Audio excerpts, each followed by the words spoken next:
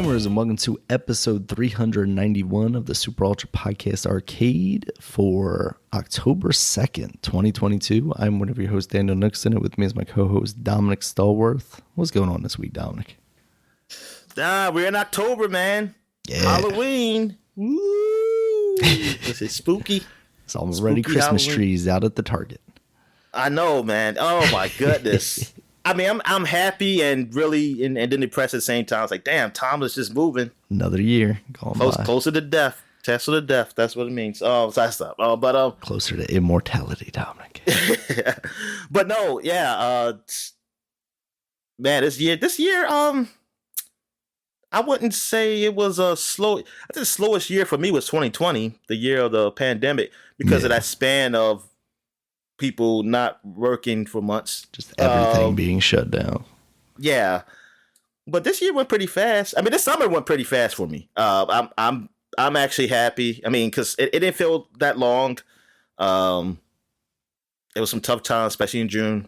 I had to go to my friend's wedding. That was tough. But I got through it, and now I'm here, man. Fall is here.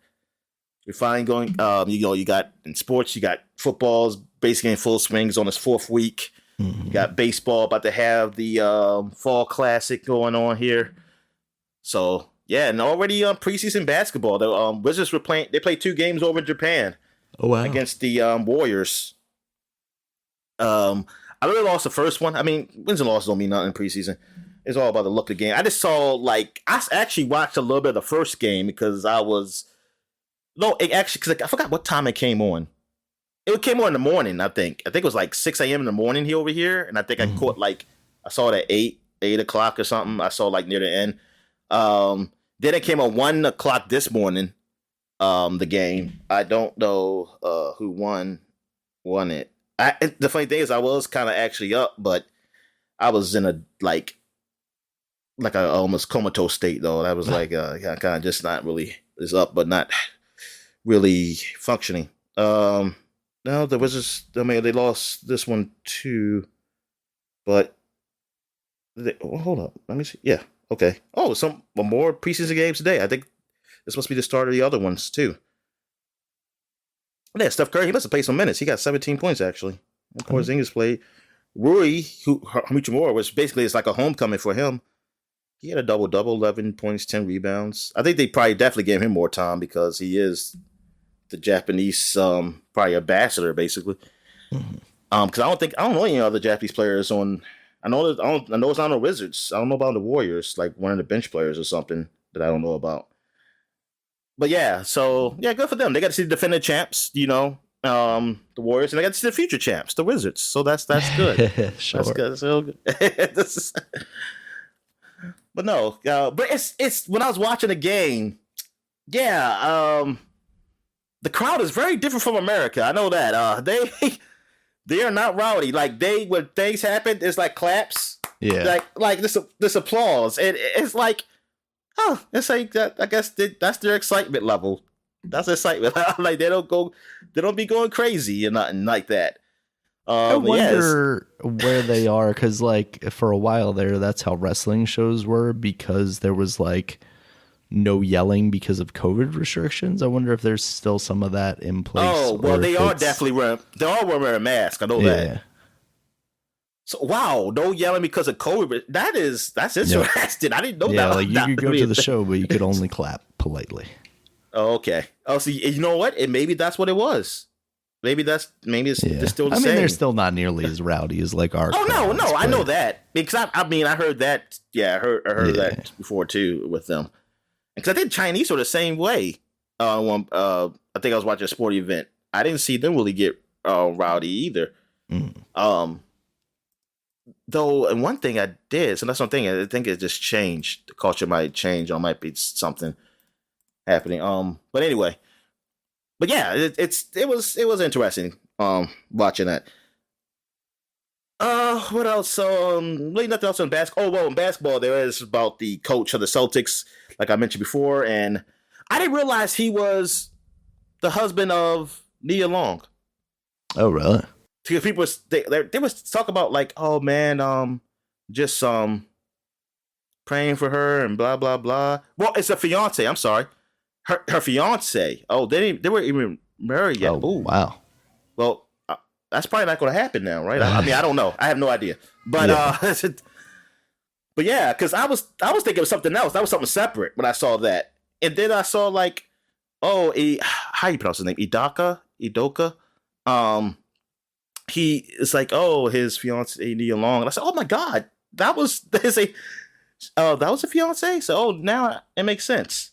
People were saying they felt bad for him. Udoka. While they were saying that like they hope she's okay and stuff like that. But yeah, so but with him, I think it's still right now a year suspension, but it's not. I don't know if it's consensual. Like it's still not coming out what's happening with him. Like like if this was something more, because now it's coming. I think a little bit came out saying that there was some disputes before it was like official they were in a relationship. Like there was some arguments or something happened that was aggressive or something, but I don't know, because now some people are thinking like, oh, is that why she kind of felt like she was forced to be in a relationship because of his standing, and the organization or what? But yeah, it's sounding really bad. Like I hope it's not. I hope it was just consensual. I mean, it's bad enough that he cheated on his soon to be or maybe not soon to be wife. But it just for it to be something else, it's like, man, that's pretty bad. Like that's not. Yeah, it's definitely not cool. But I know some people are arguing that they think it should have been kept behind closed doors, which I agree. I told everything got out of what happened, because so far, like you get suspended, but say you could have said like for. I mean, now I think it's. I mean, okay, hold on. Like you could have said, like we suspended him. He violated one of the rules, and you can left us to our speculation. Fuck it, but. I mean, it can always sneak out, but I'd rather for that. But you didn't officially come out. So they say, hey, whatever. It's still speculation. Because now people, like when you said that about him having a relationship with somebody in the office, people always think of the worst. So they're always thinking like, oh, sexual harassment, or, oh, what did he do to this girl? Then it comes out like it was consensual. And say, oh, okay. But then it came out later on that, oh, it may not be consensual. See, it's so many things comes out. It's like, that's not fair to him, honestly. I mean, it's bad that he did that, but especially if it was consensual or something, it's not fair to him for he be put in a light of he might have did something that wasn't. Now, the lady comes out and says she did, then okay. But see, being as though that it didn't come out that way, and you didn't report it that way, and now it's just all the speculation around him. I don't think it's fair to anybody, really, to all parties. Because then it's like, wait a minute. If it is not consensual, why is he only suspended a year? Right. He should be fired. So that's why maybe it was better for you to say suspension, because you say suspended now because we're investigating further. That's the move, see. Right? Yeah, but... yeah, for them, it's, I don't know. It just didn't come out right how they started out. Yeah, it just seems all like so far. This seems all weird. I mean, I hope everything comes to light, because if it's not, definitely, if it comes to be like she's saying it's not consensual, he can't be coaching no more, man. No suspension. Like he has to go. But I think they did change it. Somebody did say they changed it to from that to indefinitely, or I guess maybe until the investigation. I don't know, but until the conclusion of like an internal investigation. Yeah, I feel like is what they typically say, so for something like this. So there you go. Yeah, that means Nia Long might be back on the market. So I got my chance. There you go. I got my chance. Talking. There we go. Thank you, Duca. Thank you. Anyway, football, my team still sucks. We got beat up by the Eagles as we supposed to do. I thought it was going. mean, I didn't really think it, but football is finicky like that. Like even when a team's supposed to get blown up, they don't. They play a good game or something. I was hoping that would happen with us, but nope. The Eagles beat us up. They beat up on their old quarterback. So the Eagles fans who was just flooding the stands, who flooded the stands of the Washington Commanders Stadium, they were just happy as hell probably. It's like, oh yes, beat the hell out that man, that freaking quarterback that we had. That only helped us for 1 year. But yeah, so yeah, it's gonna look like it's gonna be another long season. It sucks because everything changes except for the owner, but everything's different. But the team still looks the same. I mean, it's been different people in the organization since like the 90s, but the team still looks the same. I mean, since the owner bought the team, he's like the constant. So we're saying, hey, he's the problem. But now he said he's hands off now. But I was like, it still looks the same. So I was like, I don't know what the hell. I don't know what it is. It's just bad luck. I don't know. It sucks. Because I felt like, we actually got a real coach this time. So we have real coaches here. We should have better. Yeah, I mean, we should just have a better system here. But no, apparently it's not. Well, it's not working on the field. I don't know what's happening in the locker room, but his dad ain't showing on the field. So whatever. Eagles looking great this year. Like I'm surprised that Jalen Hurts is doing as good as he is. I mean, the man's been awesome. Cowboys are doing okay actually without Dak. Like they're staying afloat and they're playing Washington. As this podcast, you already seen the play, but I'm sure that Dallas will probably win. I'm thinking Dallas will win. Or it might be one of those games that Washington do win when they were expected to lose. So who knows? Surprise. I mean, we're going to win another game. We're not going to just be 1 in 16. And this is the time to beat the Cowboys since Dak's not there. They're not really fully healthy. The defense is great, but hey, just get a few points there and just stop their offense. If we can stop the running game, which we have, they have run over us, but we also have stopped them before. So maybe just be one of the lucky times we can stop them. What else is going on in football? Anything like huge or big? I mean, there was a lot of the top teams lost last week. You had Kansas City lose a game. You had Bills lose, and that was really an awful ending for how they lost.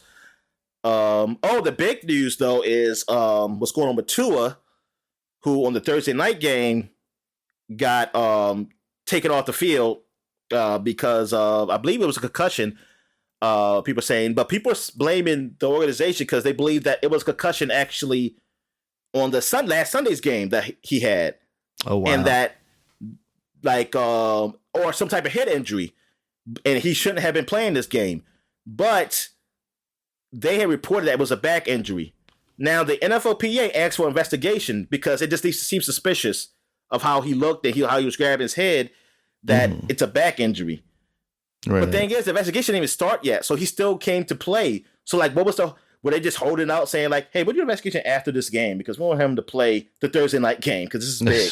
That's awful. Or, I mean, he could have a back injury because I understand both arguments because most people out there are believing that the organization lied and, like, the protocols were not in place, are not working, like that they weren't done right, or I mean, either they were done right, and if they were done right, the protocols need to be fixed. But most people just think they're lying. They think they're lying to get him out there and play. Thing is, I also agree with some other people who are saying mostly I don't care about Dolphin fans because they're biased, like fanatics. Like you could be a fan of team, but still be critical, like I am with my team, and like a lot of people with Washington's team. Like we're not the people I know, only people I know anyway. Like we're not so like biased to be like, oh, everything they do is good. We know like this shit or something like that. And but some of these fans are seeing the Dolphins like how they just be fighting for their team, and they say, hey, everybody's just saying that this organization is lying because they're just haters. And I was like, what the fuck? I don't give a shit. Like, who hates the Dolphins? Like, only probably some people in the division, maybe, but and realistically, like outside, I don't know who really hates the Dolphins. Like, why don't be jealous of a? Well, first, why would grown ass people be jealous of a team? I mean, that's weird right there. So, yes, if it's kids saying this, I get it, but I can't see grown ass men being like, yeah, I just hate the Dolphins. So, yeah, I'm glad this has happened because they're hurt me and I want them to lose. So, yeah, fuck them because they fucked 2 over. I'm like, no, I can't see that. Look, it looks bad, but like somebody said, like reason people say is that why would they lie? Why would they take a chance on this? Like they're already sort of under an investigation for something they did. I forgot. Well, for the first thing, they already in bad press because of being racist, because that's what their coach said, the former coach. Then it was something else they were under. I forgot what it was. But why would they take a chance on like lying? And now there is an independent doctor who looks at it too. It's not just a team doctor. It's an independent doctor who's supposed to look at it, and they said it was a back injury. Now, I mean, hey, you can still money is money. You can still pay people off. What the fuck? But would you take that chance, like as an organization, just to get them out there? Like, would you take the chance that people will find out, or something goes wrong? Well, like, is the risk worth it? And because he did get hurt, is it worth it? And that's what I want to know. I want to just believe, like, hey, it was a back injury. It just looks weird that he was grabbing his head, though, but it was a back injury. Because people brought up Mahomes. Mahomes, I think it was 2 years ago. They played against the Browns in the playoffs. They beat him, but Mahomes was leaving off, and he was kind of wobbling off. But they said it was I forgot what they said it was. It wasn't, but it wasn't they said it wasn't a concussion though or nothing. And it's reported as not a concussion. And then when you look at the replay, nobody really hit his head. Mm-hmm. So some people say, so you don't know, like maybe just because they're wobbling doesn't mean that they got concussed. And I mean, I guess I agree with that. I'm not a doctor. I don't know. Yeah, but I've also heard that like you don't have to hit your head to be concussed. Like you can that's what I'm getting to. That's what I'm getting to. I was like, okay, nobody hit his head, but I was like, he still fell. Right. I don't know how. Does somebody have to hit your head? Like, can you just move the way your movement of your body is? Who's to say something else? Who's to say that he wasn't concussed or something? Some other brain injury. I don't know. Something caused that man to be walking off like he was drunk off that field. And just like the other day, that's what Tua looked like. Somebody had to hold him up. So, but Tua you actually see his head get hit. I mean, and it didn't look bad, though. I mean, you've seen a lot of people get their head like that. But hey, it doesn't have to be bad. I mean, it could just happen. It doesn't have to be like a hard hit sometimes. Right. I mean, it just happens when you get hit. So, and that's what I was getting. I was trying to get somebody to argue this. I was like, can somebody explain to me that they still could be lying? It's like even though I didn't think you didn't have to get hit in the head, but I mean, like I said, I'm not a doctor. I'm gonna have to just take your word for it because I don't fucking know. But for me to say that I'm not suspicious anymore, like okay, he didn't get concussed. I'm sorry, I still believe he got concussed, and y'all just hit it. And because then they used to argue that next week he played fine. I said, but thing is, back in the day, I think a lot of people got concussed and they still went out and played. I mean, yeah, absolutely. Yeah, so it's like same with wrestling, yeah. You can still go out and play. I mean, it all depends. It all depends on the situation. I mean, sometimes you can't. Sometimes it's hurt so severe that you can't, and sometimes it don't. And that you can go out there, but you're just more at risk, but you don't, Yeah. Just like if you have a little injury on your leg and you say, I'm still going to try. I guess there's a higher chance that you'll re-injure that leg. But sometimes you don't, I mean, like you might don't either. I mean, there's, that's all it is. It doesn't mean you're fine. Fine per se, So yeah, I didn't agree with that argument really. I mean, it's good if it's true that if he didn't have a concussion, and it was, but just to say that it's definitely true, I don't know. I mean, unless I'm a doctor or something, unless it was the doctor who actually was examining him, that's the only way I would know. So Yeah, I mean, I'm always suspect. I mean, rightfully so, though. I mean, come on, man. There's so much money in this league, and what they already have done, what they already have hidden from us. It's like, why would I think they're good now? Usually, like people start doing good, like recent, like when they get caught. Okay, so we're going to up it up right now, but then they ease back into their ways. It's because I mean they still want to make money. so. Yeah. So I don't know. I mean, we'll find out if he really was. Did he have a concussion last week, and was there a lie that someone lied, or it was just a fluke? Like he didn't have a concussion last week, but this time he did.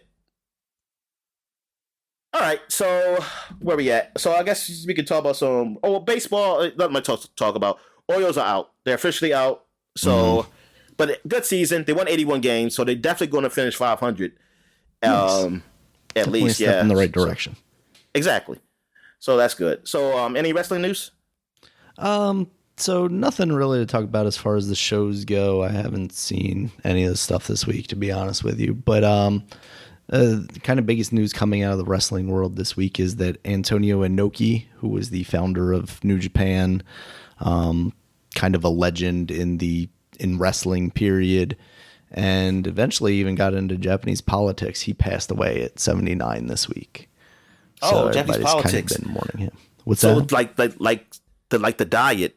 That's always here with Japanese. They have, it's called the diet. Don't ask me what that means, but that's a word in politics. And I don't know, is that a congressman? That versions of a congressman or what? Oh, okay. Because when I saw it, I was like, what the fuck are they talking about? Like diet. The only diet I know is like eating foods I don't like. That's the only thing I know. He's the inventor of keto.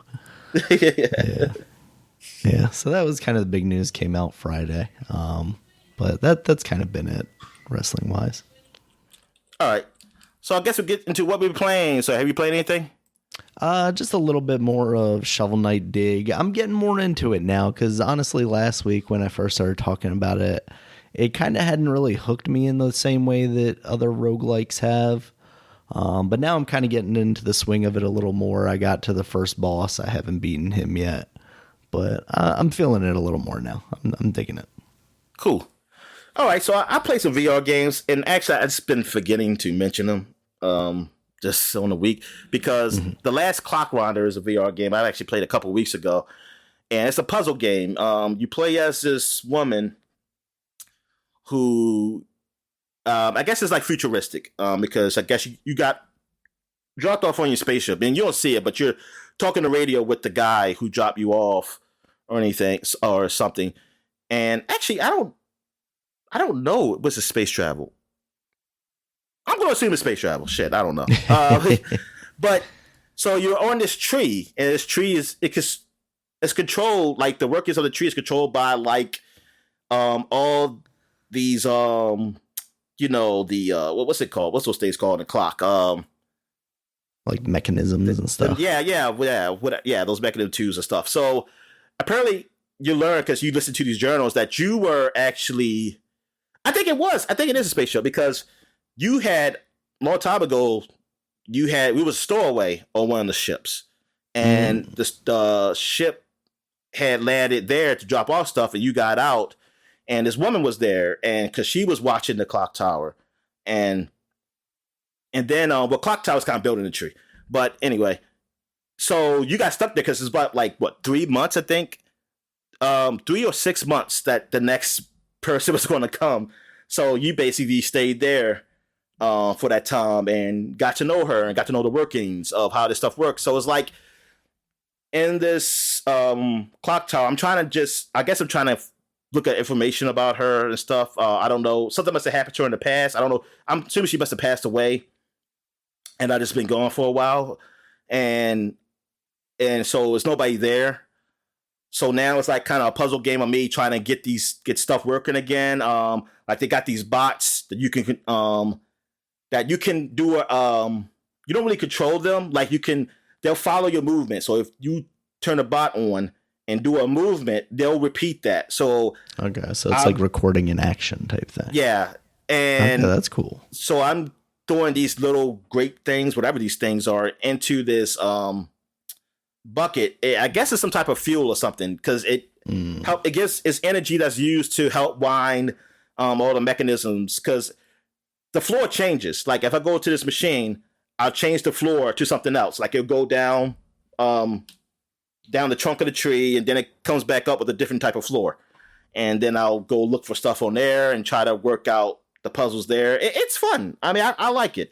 And it's pretty nice, like reading those journals, or hearing those journals, really, because they're all voice recorded, of her and that the last the watcher of the clock tower, the other woman, like talking and asking questions and stuff. It's like little funny stuff too. And yeah, it's all right.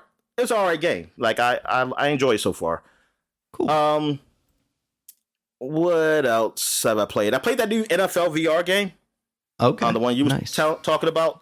Mm-hmm. So you do just play as a quarterback, but you do play. Now I don't know if you can change the times. You play like 5-minute quarters, kind of like what Madden is on default. Mm-hmm. And you do be on the sidelines, so you can watch your defense play like on the sidelines, and it looks like they're real stadiums too. Like I mean, they don't look great. You know, they're kind of like graphically, it kind of looks like you're in a PlayStation game. You know, but for. And I mean, slightly better than PlayStation. They took the NFL 2K mode and just was like, I'm going to throw some VR on this. Yeah. The first person mode. But I mean, it still looks good for a VR game. I mean, it's acceptable. I mean, I like it. It's immersive still.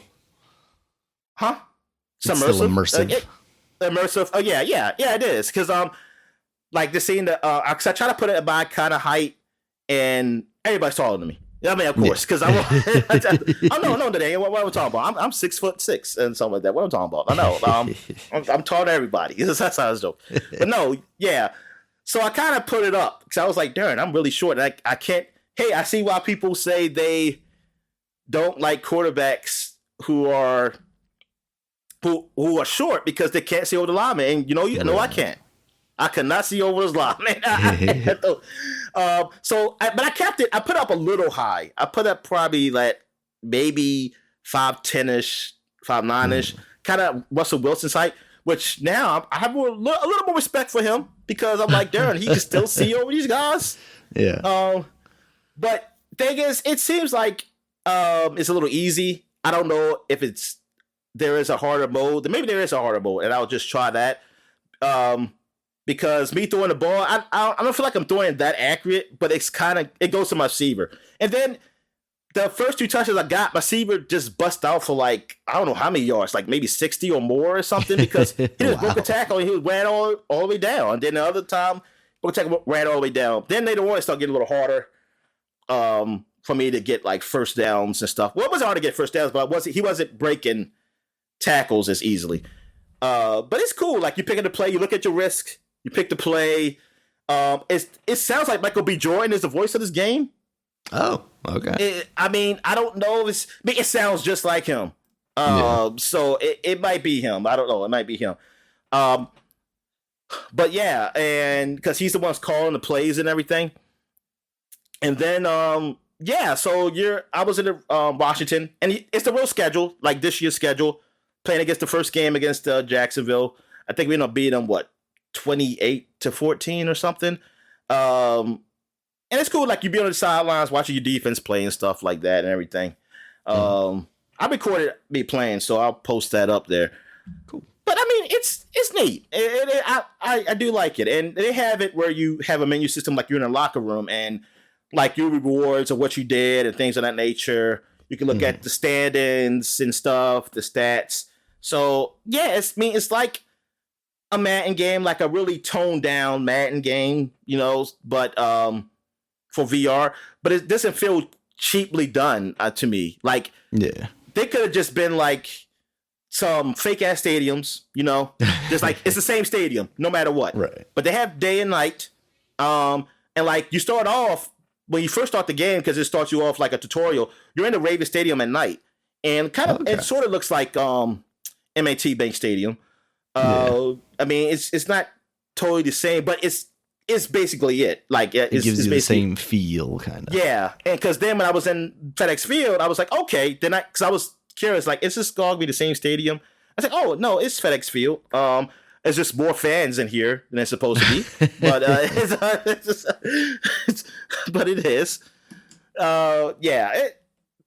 It's cool, man. I was like, damn, that's pretty neat. And you can play sitting down or standing up, because all you're really doing is moving your arms.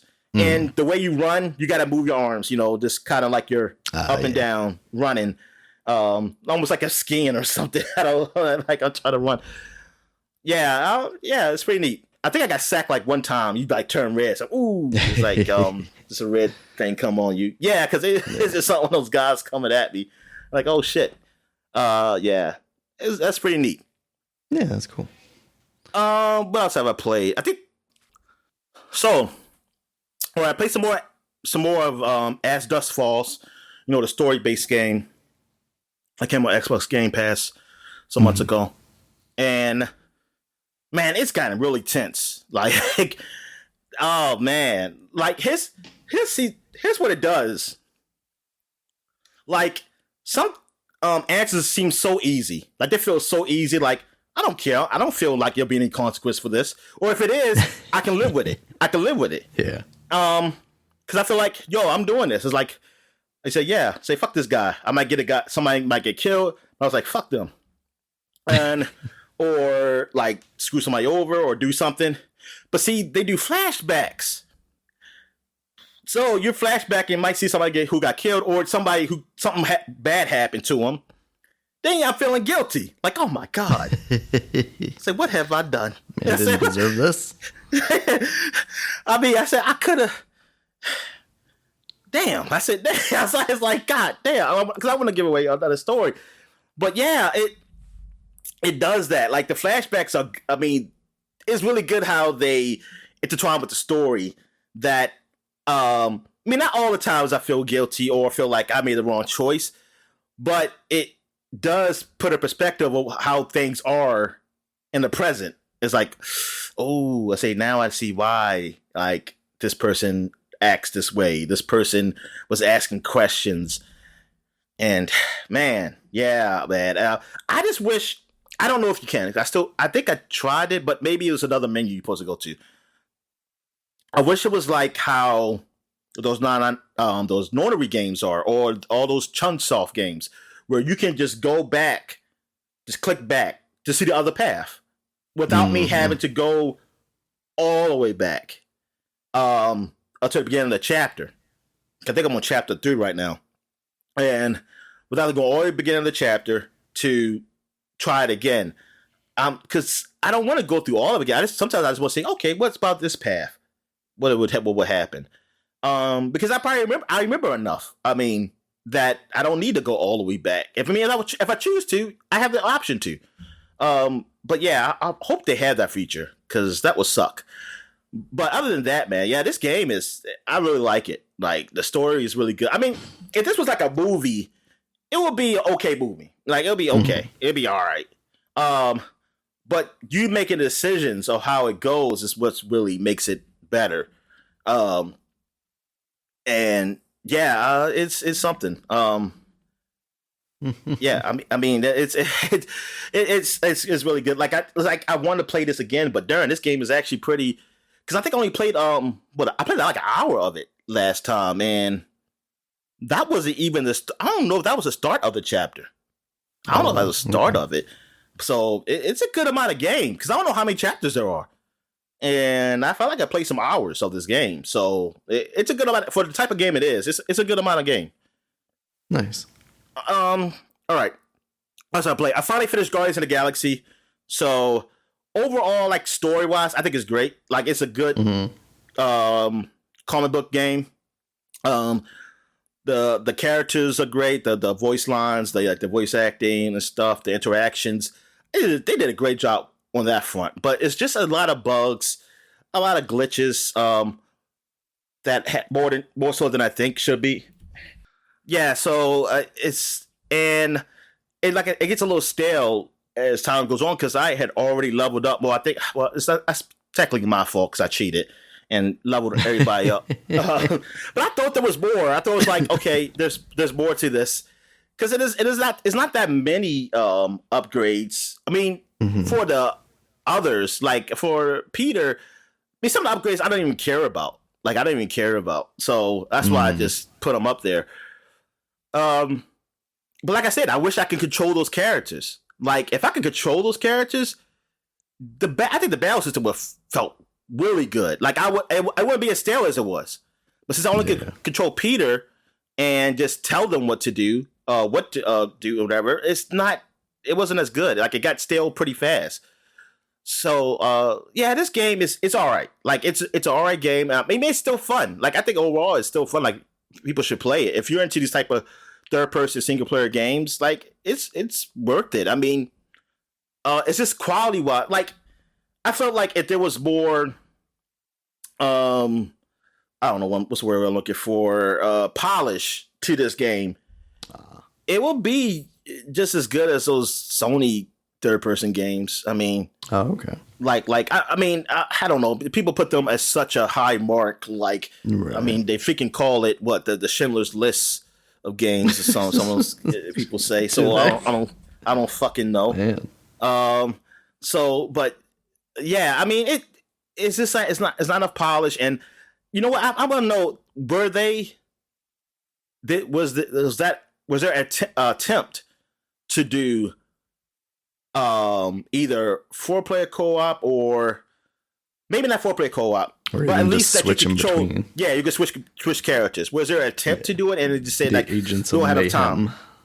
Yeah, maybe there wasn't enough time, or there's too much to do. Square Enix was like, you're spending too much money on this game. Get out of here. Yeah, because I felt like that would definitely had really pushed it up, man. But yeah, I mean, the story was pretty good. And like seeing some of these Marvel characters, there was some Marvel characters in there. That if you know the comic books, to see them show up, yeah, it was a good game. It was a good game. It definitely feels like the movie. I mean, like is really heavily inspired by. Yeah, but I didn't hurt it for me. Really. All right. What else have I played? Yes, and the game I played this week, dude. I finally played the second game of the Nornery game. So the first one was 999, and then this one's called Virtue's Last Reward, which is a sequel to that. Which I'm finally getting to the point where I see how it's connected, except for the obvious one where there's one of the characters from the other game. But I was wondering, like, okay, why are they here? I'm finally getting to a point in the game where I'm finally seeing some connection, but I'm still not getting the whole story. But Virtue's Last Reward, I actually like it better story-wise than 999. The look of the game has that, really, because it was a 3DS game, as a very like almost PlayStation 2-ish, between PlayStation 2 and PlayStation look. The characters, they didn't use like the anime drawings like they did in the first one, which I kind of wish they did. But besides that, story wise, it's good. It's voice acted, except for you. Your character is not voice acted, which is funny because your character was voice acted in the first game. Like in this one, you have to read. I don't know why they did. I guess did people complain and say like, "Oh, does it feel like it's me? I don't like the guy talking because I want the guy to be me." Which I don't know. It's whatever. But anyway, should give you the option then to turn it off. Yeah, exactly. So, but yeah, it really deals with like multiverse stuff in here. I don't want to spoil too much for anybody. I mean, the game's been out for years now. But I mean, it just kind of came up on Xbox, so I don't know if somebody wants to play it. But it's good. Like story, man, it really it's a lot of twists. It's a lot of twists in this game, and I mean, and the branches is a whole lot more branches than it was in. I feel like it was in 999, or and they feel more fulfilling. Like I like it because I love the game, the AB game, which is where you pick to betray someone or ally with them. Like your team picks against another person, or vice versa. You're just one person picking against two people. Like it's always like three people together, a pair and a solo. So you have to decide, and it's random each round, right? Like it changes up. So you have to pick if you want to betray the team and get points, because you have to have 9 points to leave this warehouse, dungeon, whatever you at, some kind of facility, to leave this facility. You have to get 9 points on your wristwatch.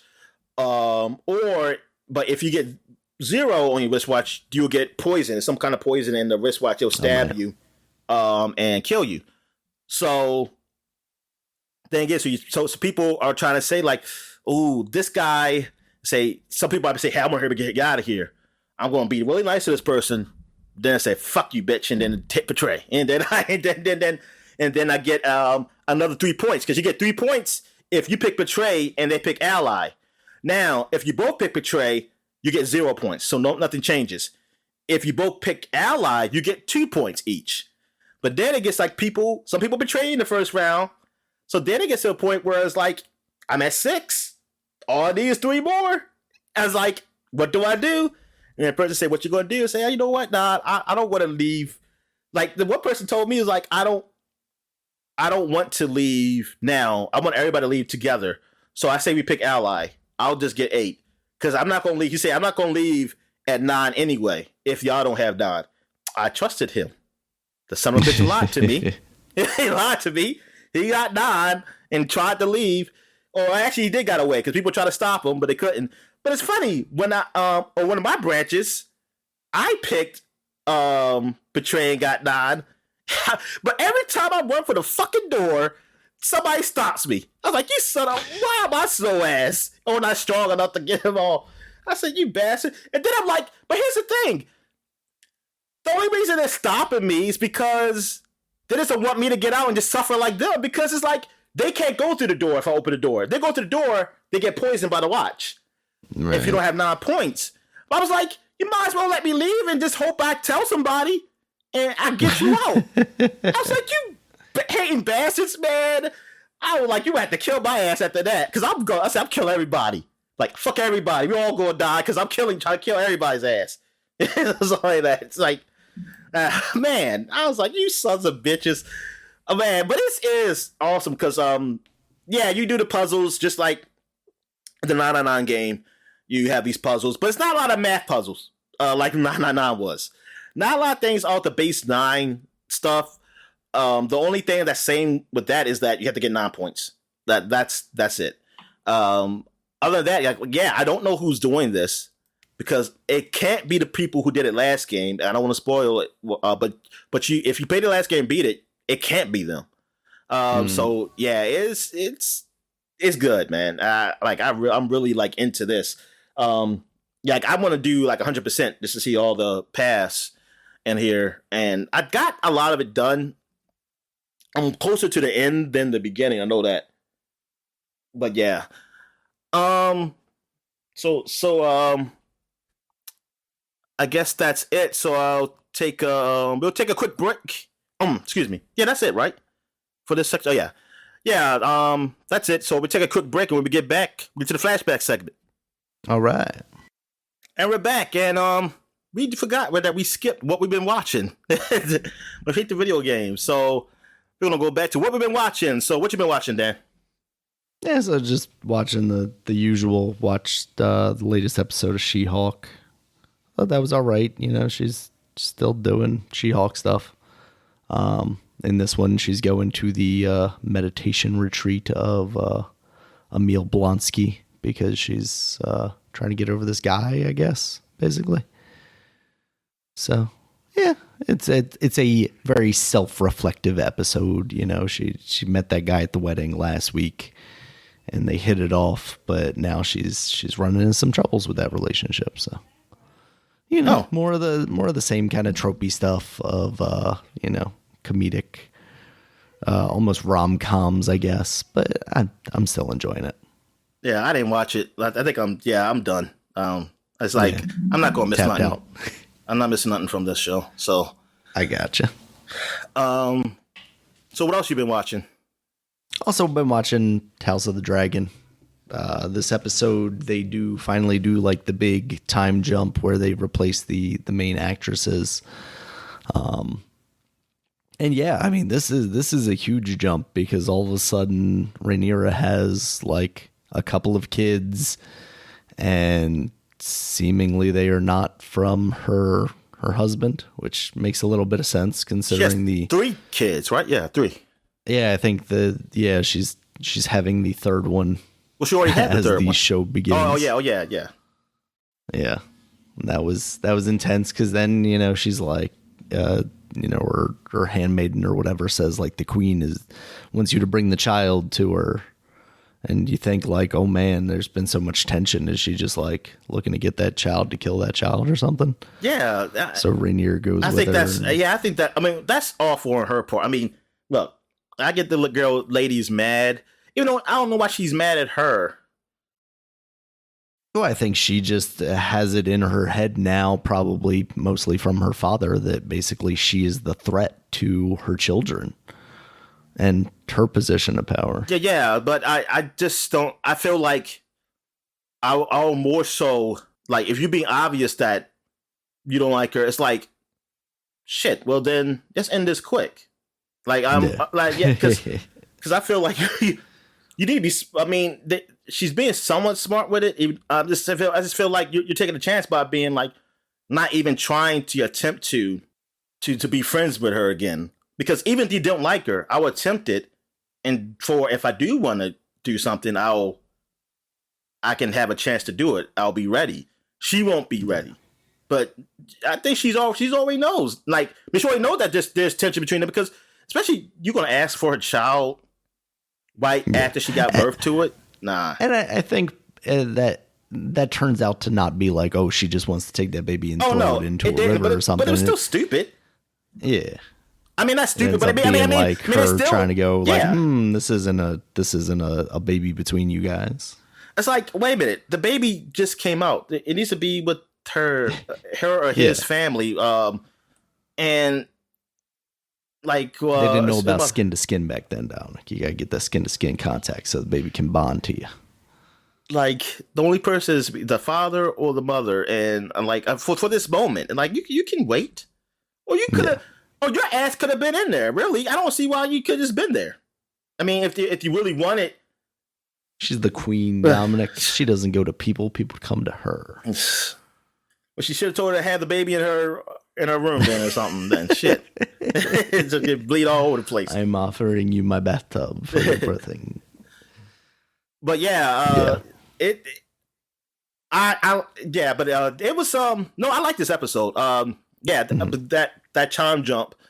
Well, it's been what 10 years. I think like 10. Yeah. So 10 years. I'm thinking like, damn, she had 3 kids.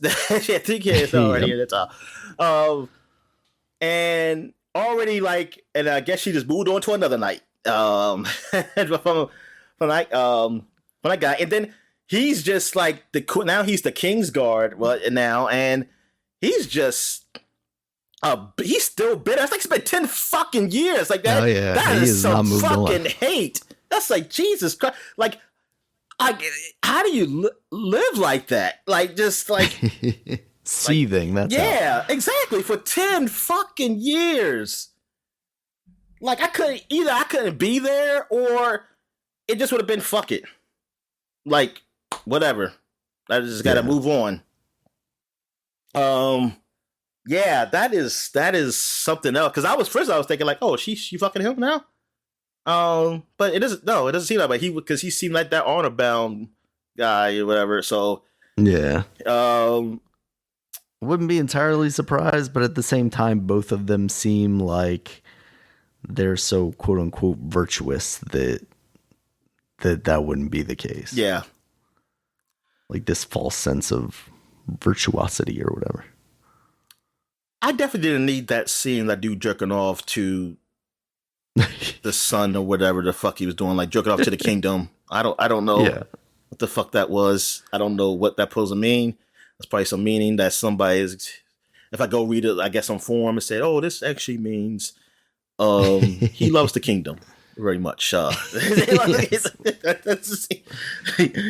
dreaming of rolling over one day. Yeah. Going at it. The whole thing with her brother. What's his name? Well, not brother. One? I'm sorry, her uncle. Well, his brother, the king's brother, Damon. Like, so she would. I guess she'd rather her and the baby just die by fire than have the chance. Like at first, I was thinking she was just running away because she didn't want to get killed. But when she chose to want to die, I said, okay, but you had a chance. At least a child had a chance to live if that's what the whole thing was, right? I don't know. I understand. I wonder if it's like I saw what happened to the queen, and I'd rather go out like a noble death, or like a dragon rider's death, or something like that. That's the unfortunate thing is like with these huge time jumps is we don't really get to know these characters in the way that we could if we spend a lot more time with. I mean, that's the crazy thing is like we kind of got to know Rhaenyra and Alicent, but like we really didn't get to know her at all. And for them to do this large time jump, all of a sudden Damon's got like 3 kids of his own with her. And the last time we saw her, she was like just down to 2. Yikes!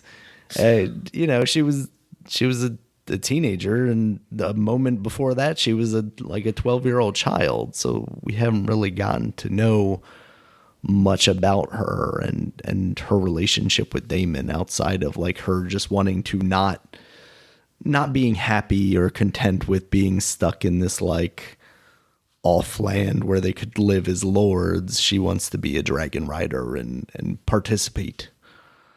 Yeah, and he just seems like, I guess he just said like, man, fuck that life. It's like, I just want to move on and just be away from that. Cause like, it's just like, I guess he just got tired of the fight, like fighting to get to the top, like fighting to get to what he thinks he deserves and all the politics and stuff. But I think he wants it. He still wants it, but it's almost like he's trying to force himself to not want to be there. Like he's got to get back into that game, and I wonder how he goes from this to that. Is it just a simple matter of like, well, I don't have the one I loved anymore. I'm getting back into the game, or what?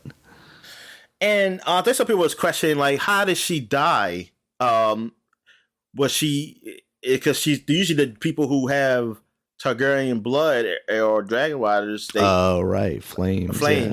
But then somebody said maybe she would. But you know what? She told her daughter she was like her. She wasn't. The egg didn't hatch. Like she wasn't born with the egg. Like an egg, and the egg hatch. At a young age. I guess she didn't adopt the dragon until much later. So maybe that's what it is. Maybe you have to adopt the dragon at a certain age, and then you'll have that power of like fire doesn't affect you. Or maybe it's like a very Targaryen specific thing, and since she's a Valyrian or whatever, it doesn't apply to her. She's got Targaryen blood, right? Because her mother. Yeah, she does, because her mother is Targaryen. Yeah. And look at that fucking. Black people don't get hair like that, Daniel, unless they dye it. I'm just gonna tell you right there. I mean, people are gonna say there are some people like that say, yeah, but let's do the percentage. Show me the percentages of that happening. If it's not more than 2%, man, get the hell out of here.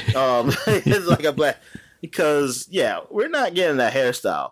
It ain't going to be woolly and white. That's just the incest hairstyle, Dominic. You mix those bloodlines back and forth a little too much, and you get some crazy combinations. So she either Targaryen or she dyed her hair. And so it's one or the other. Or she's an old lady, and she don't definitely look old. What else? With the brother killing his father and other brother, I guess. Which again, like the time skip, because like that's the father to Rhaenyra's kids. Like all of a sudden he's here. And like we've seen him in an episode or two, like just very briefly. Yeah, I honestly didn't know who the fuck he was. Starting to get to know him a little bit, and then they kill him instantly. Yeah, I didn't know who the fuck. I didn't know who it was. I mean, when he said when the guy said something about like that was his father, I was confused. I was like, oh, he's not crippled anymore. I thought that was his only son. Honestly, I didn't really pay attention to that dude. So I was like, oh, that is his brother, and I don't know what he is. Like, what is his game? To be the next hand, eventually to one of those kids or something, or whoever's going to take the crown. He's definitely, trying to pivot for some level of power under Alicent and her children. It seems like there's like some kind of civil war a brewing, and he's decided he wants to choose that side. And I wonder what it's for. Like, does he think he's like he can easily manipulate her and the kids a lot easier than he could like Rhaenyra? Maybe that's it. I mean, like, he seems like a very Littlefinger-esque character, right? Like, he's always scheming. Yeah, he does. But yeah, it was an alright episode. I mean, it was pretty good. It was pretty good. I wonder if, like, what happens if the dragons don't have a rider? What they do with them? How does that work? I don't know, because apparently that's also like, from what I've heard, is like that dragon that she had was like the oldest, like most biggest dragon in the kingdom. So what is that dragon gonna go off and do? Damon gonna be riding two dragons? His daughter, or maybe their daughter. That's what I was thinking. Somehow like adopts that dragon, yeah. But yeah, we'll see. I just want to know how far time jump we're going for the next one. Mm-hmm. Like how old these kids going to be, or like what age we're going to be at. Where the hell's the father? Because he's still alive. That's some bitches. He hey, good for him. How old is he? How old is the king? I don't know. He's probably like 35. Oh, okay. Okay. Yeah. That's that's what I'm thinking. I was like, come on. Like, is it a disease? I mean, I know it's disease. He looks sickly. Yeah. But I just want to know, how old is he? I was like, is he that old? But then again, he could be old because he did have another wife before even Rhaenyra's mother, I believe. I don't think that was his first wife. I don't think Rhaenyra's mother was his first wife. Yeah, I don't remember. For some reason, I felt like that wasn't. Yeah. I forget. But yeah, I'm still surprised every episode I see him. He's still alive. Hey, he looks awful. Yeah, but good for him, man. He said he's not dying yet. Yep, he's living his best life. Yeah. All right. Anything else you want to say about the show? No, I'm still enjoying it. All right. So now we'll get into the flashback segment. So this is a new month. And it's October, so you know what we do at every new month. We do the covers. There wasn't that many games that came out this week. I'll just say them next week with the other games. Okay. So here we go. First cover we got here. We're starting with 2012, 20 years ago. We got Edge Magazine on the front. We got Assassin's Creed 3. What's this guy name? What's the guy name on Assassin's Creed 3? Connor, yeah, okay. Connor, what's his last name? Connor Creed. Know. Connor Creed, that's his name. I forgot. But yeah, Connor, who is half white, half Native American, whatever the tribe is, and Kenway. Oh, yes, what it is. Yes, Kenway. Well, that was his British father's name. Yeah, his name was, I can't pronounce it. So.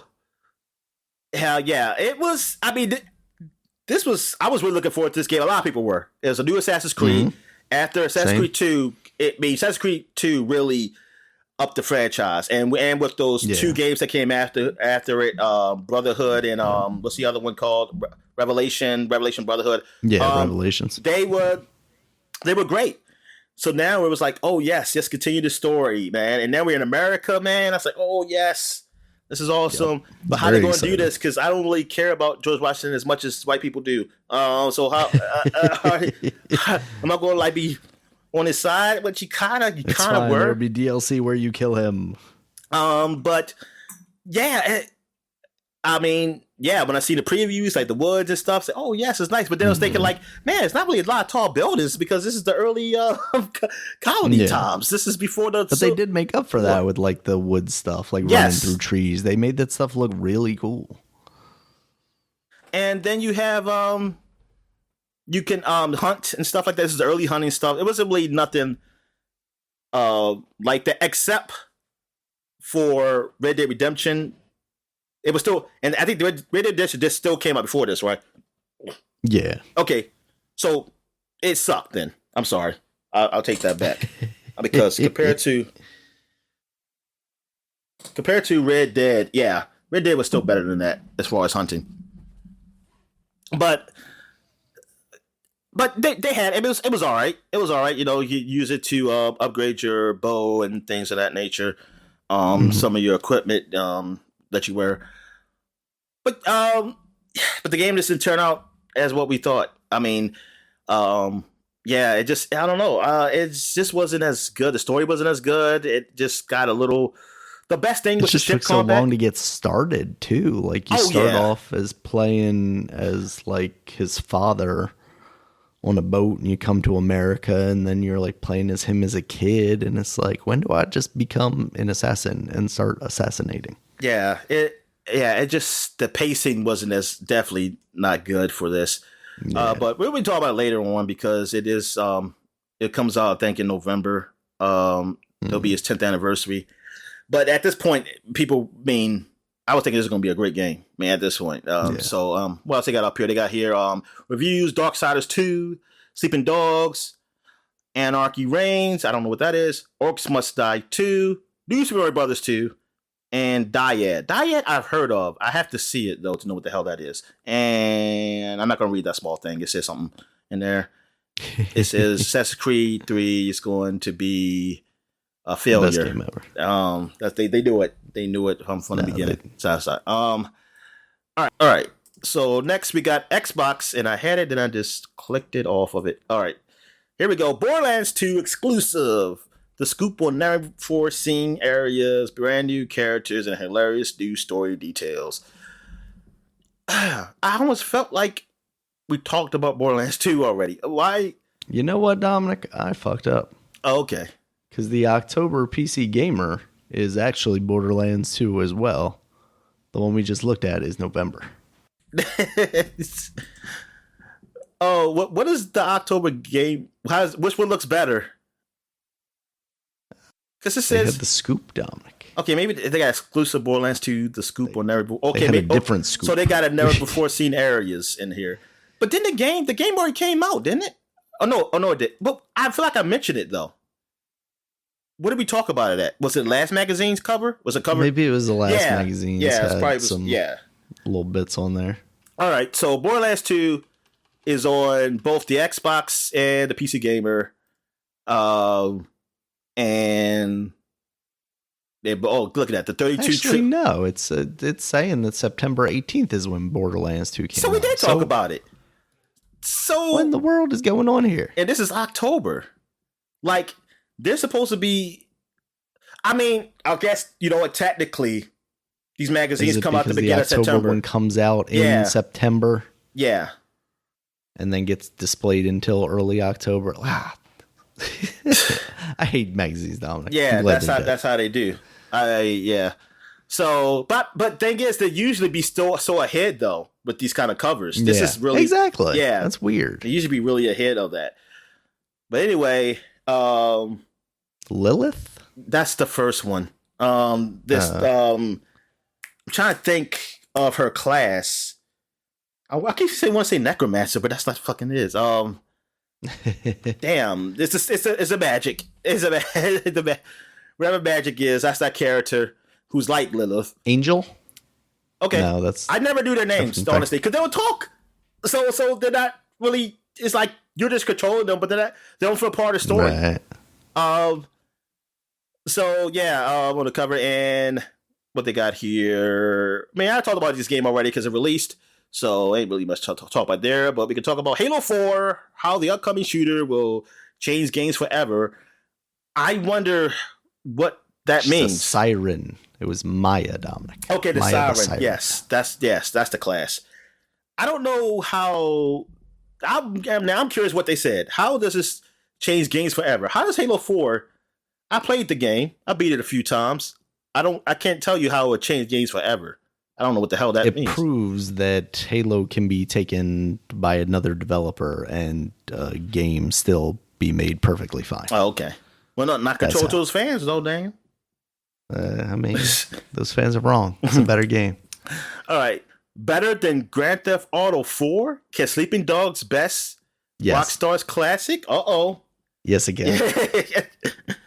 Yeah. I mean, Grand Theft Auto 4, like, it was a good game, but, like, come on. Grand Theft Auto 4 is not Grand Theft Auto 5, and it's not Grand Theft Auto 3 or Vice City or San Andreas. So, like, yes, Sleeping Dogs is better than the worst modern Grand Theft Auto game. Yeah. Grand Theft Auto 4, like, I played it again. I mean, for the time it came out, I liked it. But now, playing it compared to what games have done, I'm like, how did I drive? I mean... Like, the driving, it felt weird even then, because I just felt like every time, if I'm going fast, I'm turning a corner, I'm flipping. I am flipping over. I was like, whoop. I was like, holy shit. I was like, Jesus Christ. Oh, yeah, the driving felt so weird. But yeah, Sleeping Dog, it turned out to be pretty damn good. It turned out to be pretty fucking good. Now, they have a whole bunch of extra shit like Grand Theft Auto, but then like, hey, you don't need all the extra shit. Actually, less extra shit makes it a tighter game and a better game. Yeah. Plus, Zombie Invasion, Walking Dead Episode 2, and Deadlight Shuffle 1 to Xbox. Yeah, Walking Dead. I don't really care about Deadlight. All right. 360's best new tech, breaking down the facts behind Smart Glass and more. Yeah, Smart Glass became huge, Daniel. Yeah, Smart Glass. Yeah. Resident Evil 6. We played 10 hours of Capcom's Fright Fest. You better say this suck, because then you're lying. Medal of Honor, breaking details on the Warfighters multiplayer. Lost Planet Call 3. of Duty killer. Giant mechs, killer insects, and country music. Country music. Oh, that's why I failed. Country music? That's why I failed. Yep. So kill the series, country music. Oh, yeah. So now I'm looking at PC Gamer. So they have the gun guy on the front. He was a dwarf. Yeah. Well, I don't know if he really was a dwarf or just a short man. I want to say he was I don't know. I'm going to say he's a dwarf. He looks tall in stature here, Dominic. Yeah, that's a lie. I mean, you can do that. I mean, look at Tom Cruise. I mean, they make him look like he's fairly not. He's taller got than lifts me. in. The state of Team Fortress 2 PC gaming best FPS. Darn, really? I mean, it says yes, so I guess they're right. I mean, I loved it. I used to love the shit out of it. Of the worst version of it on the Xbox. I mean, there's only two versions. There's only the PC and that one. So because it didn't come on. No, it did. Did it come to it did. It did come on PlayStation. It did come on PlayStation because the Orange Box did come on PlayStation. Left 4 Dead never came on PlayStation. That's what it was. So. Yeah, I mean, but still, I think no. So I didn't play the worst version. I think the PlayStation version probably was the worst version. Played the middle worst version. The middle worst. So yeah, I mean, that game was fun as shit. Like I used to love playing Team Fortress. Like that was the game I was playing that in Half-Life. Like I didn't touch Portal, and Portal everyone like Game of the Year and shit, and I didn't even touch the fucking game. I was like, man, talking about that game. I said, man, the hell? They say Team Fortress is the game, man. Used to love being an engineer. God, man, those were the good days, Daniel. Those are the good days of Xbox Live. It wasn't too many people yelling at me. It wasn't too many racial epithets. I mean, it was all right, man. Back then, you were the only one with the mic yelling at them. Yeah, I was. But anyway, back to Borderlands 2. 32 trillion guns, Daniel. Look at that. And I played every last one of them. I used them. I used every last one. That's not 32 trillion, but it's like maybe like 20 trillion of them are like the same, basically. It's just a different color. Or they you know what? They probably actually have like RPM difference, like by a percentage. like this is actually rate of fire is actually 2.9 0.000000001. Exactly. Yes, this rate of fire is 2, and that one's rate of fire is 2, but the amount of bullets it carries is oh yeah, 2 off. they definitely got that. Yeah, there's a million different combinations. That's what it was. All right, so Arma 3, that's a game I never was interested in because it seemed too realistic. Yeah. Gorgeous new screens. Will it melt your PC? Game of Thrones, Kill Joffrey, War, Intrigue, play this mod. Which Game of Thrones was this? It definitely wasn't Telltale. I think it's that game we were talking about. It says play this mod. Like, I'm wondering what it's a mod for. Is it an Arma 3 mod? Is there an Arma 3 mod for Game of Thrones? You know what? Maybe. I don't know. I need to find the Internet Archive version of this magazine so I can read it. Additionally, Tomb Raider, The Secret World Review, The Walking Dead, The State of Esports, Spec Ops, and the world's #1 PC game magazine. Yep. All right, so now we're going back 20 years to 2002. We're going to Game Informer, and look what they got here. They got Dante from Devil May Cry 2, the worst Devil May Cry. Or actually, some people might argue that the I say, what about like 4? What's the one? What's the worst one? The DMC. Yeah, DMC, which I liked. I was gonna say DMC's like my favorite. Yeah, Granted, that's one of my that's actually one of my top ones. But you know what? People hate America. I mean, not in America. Those guys. What were they? French or what were they? I don't remember. What's the developer name? I know the developer. I'm blanking. They're the same people that made the monkey game, right? With the lady and the monkey. Yeah, they were the same guys. Ninja Theory. They also make Heavenly Sword. Ninja Theory. Yeah. Yes, and they're from England. So yeah, people hate. I mean, they hate the Western world. They hate the Western world, and they embrace the. We forgot about Ninja Theory, Dominic, because fucking Hellblade's never coming out. Oh yeah, that's right. But yeah, I don't know why. I never got it. I never to this day, and I still don't get it. Like, what was wrong with this game compared to other games? Like, it was action, it was fun, but the story was actually better to me. Yeah. But maybe that's the thing. Maybe like people who like the anime as Japanese kind of story, they like sucky stories, and stories that are coherent are horrible. I put to them. That's what I think. I mean, shit, the big fans of anime. I watch a lot of anime since this COVID shit happened. I watched a ton, and I have to say, I mean, I see like the overall arc and stories of most animes. They're actually pretty good. Like if you just tell what this show is about, it's like, oh, that's interesting. But watching it and how it goes, you can't tell me it's like this is better than American TV. I'm sorry, I don't. The pace is just different. I mean, it's still enjoyable. I still enjoy it, but if you want to say like my favorite shows, it's not going to be them. Like they're not going to be in my top 10 or my top. I mean, probably top 50. I mean, I watch a ton of TV. I don't know where they would be at, but I enjoy them. I enjoy some of them. Anyway, but like, back to here. Devil May Cry 2, which came out to be a disappointment, but at this point, they really were waiting for this. Like I was, because Devil May Cry came out. I mean, to be as good as it was, I was so shocked, and it was so cool. This is a time of like the Matrix and shit, so it just felt so cool playing this. Oh my god, this is so badass, and I couldn't wait for 2. And then you could play as some woman in there. I don't know who it was because it wasn't Trish. It was somebody else. But yeah. That's why they didn't like it. I see it now. Capcom delves deep into Dante's Inferno.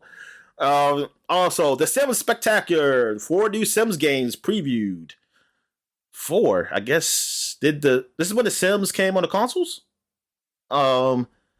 Maybe. Grand Theft Auto, Vice City. God, because they did do all those, like, here's a Game Boy or DS version that's different from this Sims, and here's this console Sims. Well, yeah, my friend had a console Sims. It was all right. Yeah. For a console game. I mean, shit. I mean, I was in I mean, yeah, I played a little bit of Sim. I mean, it wasn't as good. It was like a dumbed down version of it, but I mean, it was simple. It was less complicated, which probably for me at that time was actually all right. I just that I was kind of used to using the mouse and keyboard then with those type of games with the Sims, not with first person shooters. Right. To this day, I still cannot use a mouse and keyboard first person shooter. Grand Theft Auto Vice City, scandalous new information and screens. Oh my god, I can't wait, Daniel, it's coming. Yep. Acclaim and Mira split. Oh no, the trials and tribulations of BMX Triple X. No, what happened? Mm-hmm. What happened? That game It's was like, so I don't want beautiful. my name on this anymore. It had tits. All right. It did.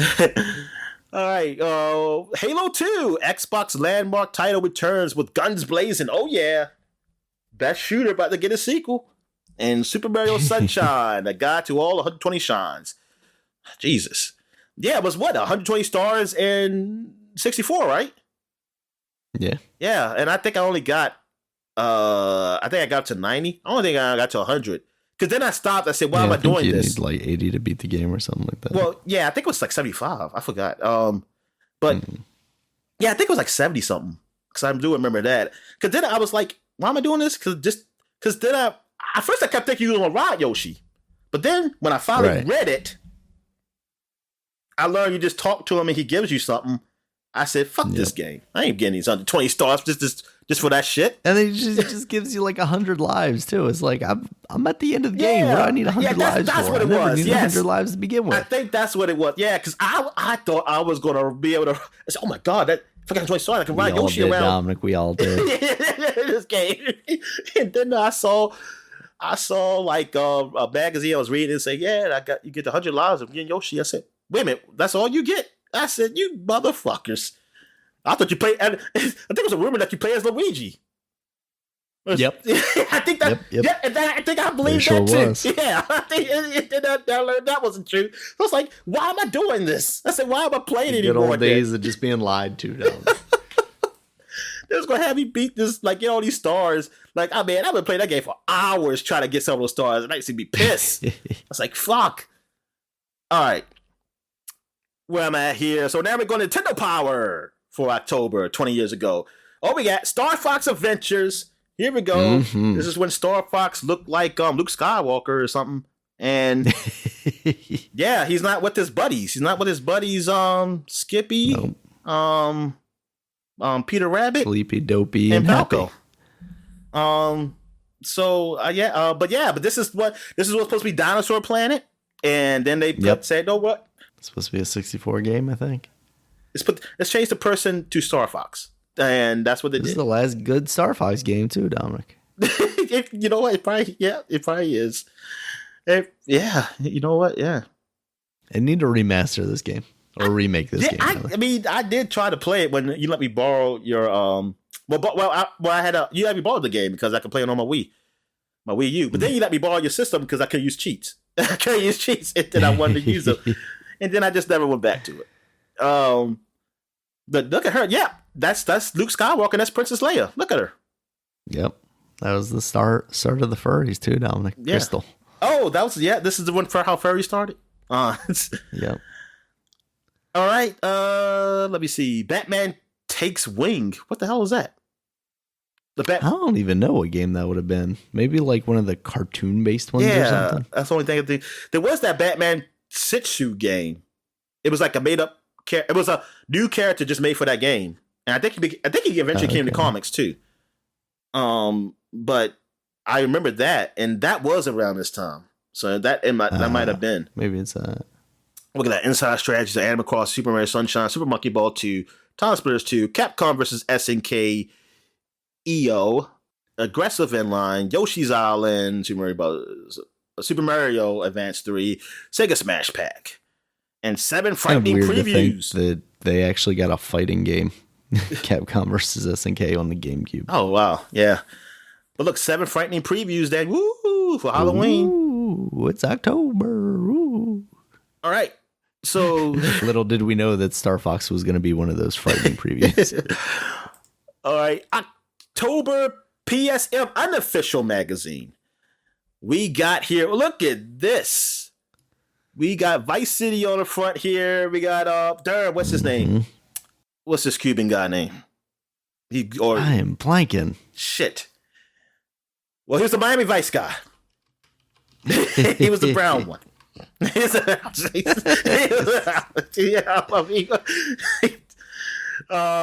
Even though I will say I thought he was black the whole time because I didn't really. I thought he was too. Yeah, then I learned that he was like one of those islands. I mean, he's one of those guys. I mean, I say he wasn't born here, just that he's from there. I was thinking like Black American, because then when I saw his brother, you know what? I didn't realize he wasn't black until that Vice City Stories, and it says brother's name and stuff, and I was like, I say that's not black. I said that's not like me, but I was like, oh, whatever.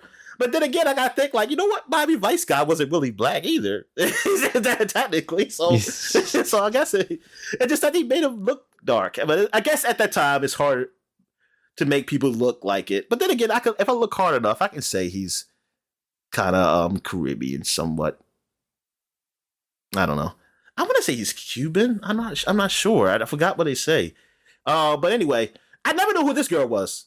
Who was this? Is this woman really in the game, or she was just a random good-looking chick on the beach? I think she was just a generic. Okay. All right, so they got this on the front here, America's Best PS2 magazine, and they weren't lying. They were better than Official PlayStation magazine. Tekken 4 Blowout, full review, full strategy, Final Fantasy 11 3-month playtest. Ooh. And PS2 Online is live. First games reviewed, what's new and next. And Final Fantasy remakes, the originals return. Ooh, is that the 7? Is 7 remake coming? I was like, I forgot which ones were they talking about. Maybe they're talking about like 1 through 3 or something. 1 through 4. Well, there was 4, but that already came out. Because didn't they get like PlayStation releases? No, but see, 3 came out on the DS remake. Right. Maybe their scoops are wrong. Yeah, maybe. I mean, that's what I'm saying. Maybe there's rumors that never panned out. I don't know. Yeah. Or they got it wrong. They thought it was coming in. They say no, we ain't coming till like 5 or 7 years until the DS come out or something like that. But we're jumping ship to the Nintendo console. Yeah. How's it feel? Right. It says 20 smoking screens, all the new features, cars, and dirty tricks of Vice City. All right. Freaking scary, bold, chilling screens of Silent Hill 3. Square's Secret RPG, first screens of Unlimited Saga, and Metal Gear 3. Psst, you didn't hear this from us, but oh shit, there's a Metal Gear Solid 3 coming, Daniel. Mm-hmm. Then they got Tony Hawk 4 screens. They got Kingdom Hearts reviewed. Look at the genie. Rest in peace, Robin Williams, even though you didn't do the voice of this one. Game of the Month is, it looks like Need for Speed. Pursuit, maybe, Hot Pursuit 2, because I know that came out that week. Rainbow and Shinobi, NBA Live 2003, and Ratchet and Clank. Now we're going to the official one that is not the best one, and they did not say that. So, but this was a good one this month because this is the one I had, and yep, mine's kind of raggedy like this one too. Now, the Kingdom Hearts is on the cover. I had this one. Oh my god! And I think that's. It wasn't a demo of the game. I think it was the last video or trailer. I think it was because like I said, there was a 2-part. Yeah, here it is. It's Kingdom Hearts video. It's like videos. See, here's the thing. People would have saw this 7 playable PS2 demos plus Kingdom Hearts and Boom Boom Huck Jam videos. They still would have just associated Kingdom Hearts with demo, and they're like, "Yes, let me try this game." No, it's just a demo. It's just a video. It's just a video. Now, I'm trying to think, was this the second part to the making of, or it was just the trailer? I forget. Because technically, I still got this demo disc in my CD pack. Yeah, because I remember, yep. Nice. I still got this. But yeah, man, I read the shit out of this magazine, especially the parts with Kingdom Hearts. Square holds the key to the Magic Kingdom. GTA Vice City revealed, and this is so funny how GTA, I mean, they kept it like as far as screenshots and stuff, like not really, well, kind of secret, but you didn't really see nothing until closer when the game came out. And the game was only like months away, like when they showed it off. I mean, think about it. It's only been a year. It's only been a year since 3. And they already did Vice City, man. I mean, that's crazy. Man, but now we know that they work people to death back in these days, man. And it's when they cared about the gamers, though. Yeah, exactly. Yes, exactly. They cared about us. They said, we will die for you. Say, or the execs would say, we will have our workers die for you. We will murder people for you. Get it online. We'll sacrifice them for you. Yep, exactly. Get it online, made easy. Quick and easy tips for any connection. Hawk and Hoffman, your favorite athletes, interview each other. Oh, so Tony Hawk and Matt Hoffman. But Mira's not there because Mira said, man, they changed my game to a porn game. I don't want to be part of this shit. All right, so that is... Oh, no, it's not. We're going back 30 years. 30 years, 1992. And we got Super Mario Kart is on the front of Nintendo Power. Oh, goodness gracious. The start of one of Nintendo's greatest franchises. I mean, it was already cool that you were saying, like, oh, look, all these Nintendo characters, well, Mario characters are all, like, on carts. It's like, it's crazy. Even though I didn't really like it as a kid. I mean, even though I like the idea of it, but when I played it, I sucked at it. And then I was really big on the look of it. But I mean, I know people, a lot of people love the game. I mean, this idea of like, look, man, you got Donkey Kong and shit, and then you're just racing against all these Mario people in the carts. And I mean, it was just awesome. It just seemed awesome. What else I got up here? Super Nintendo Bart's Nightmare. Yeah, I played that game. I could never get past the first level. And yeah, that's basically it on this one. Now we're going back. We're still in 30 years. Now we're going to GamePro. And we got Street Fighter 2 on the cover. And these horrible drawings of Zangief and Baraka or something. Ken looks like Ken from Ken and Barbie. Yeah, that's Ken. Yeah. Blanca looks just look crazy. at his eyes. Good God. It's just like... Yeah. That's a disability. That's a disability. I shouldn't have made fun of him like that. Oh my goodness. God, I'm sorry. I apologize. His left eye really is just wondering. Yeah. Oh my goodness. I didn't even notice. All right. Street Fighter 2, Super Nintendo strategy guide game. Winning moves for Zangief. Dalsum. How do you pronounce that? Dalsum? And Vega. Dalsum. Okay. Yeah. All right. So I was right. That's the way I always heard it. Dalsum. Sci-fi carts, stellar new sci-fi games rocketing your way on page 22. All right, make sure you get that. Ooh. Turbo Duo is here. Oh, the Turbo Duo. There you have that. Plus a preview of this incredible Sega CD. Didn't have that either. Pro reviews. They got Aliens 3 on the Genesis, RBI Baseball 4, Predator 2, and on Super Nintendo they got Universal Soldier. Oh yeah, I remember that movie. Death Valley Rally, Whoop Speed, Nintendo, they got Felix the Cat, Contra Force, Spider-Man Return of the Sinister Six. That was on Nintendo? I can't think that was Super Nintendo for some reason. Game Boy, Bionic Commando, Double Dragon 3, Dr. Franken. Okay, so this is Frankenstein's brother or something? What the fuck? Game Gear. It's the non-Jewish version of Dr. Frankenstein. Yeah, exactly. Yeah, it's the Catholic version. Game Gear, Smash TV, Sonic the Hedgehog 2, and more. Ooh. And sports action. Who's this guy with the cowboy hat on? Boxing, football, an exclusive interview with Jerry Glanville. Is he a NASCAR racer or something? I don't know. Jerry Glanville. Win big. Enter Konami's contest for Teenage Mutant Ninja Turtles 2 arcade game. Oh yeah, gotta win that. Apparently, he was a football coach. Oh, head of the Alabama Airborne of Major League Football.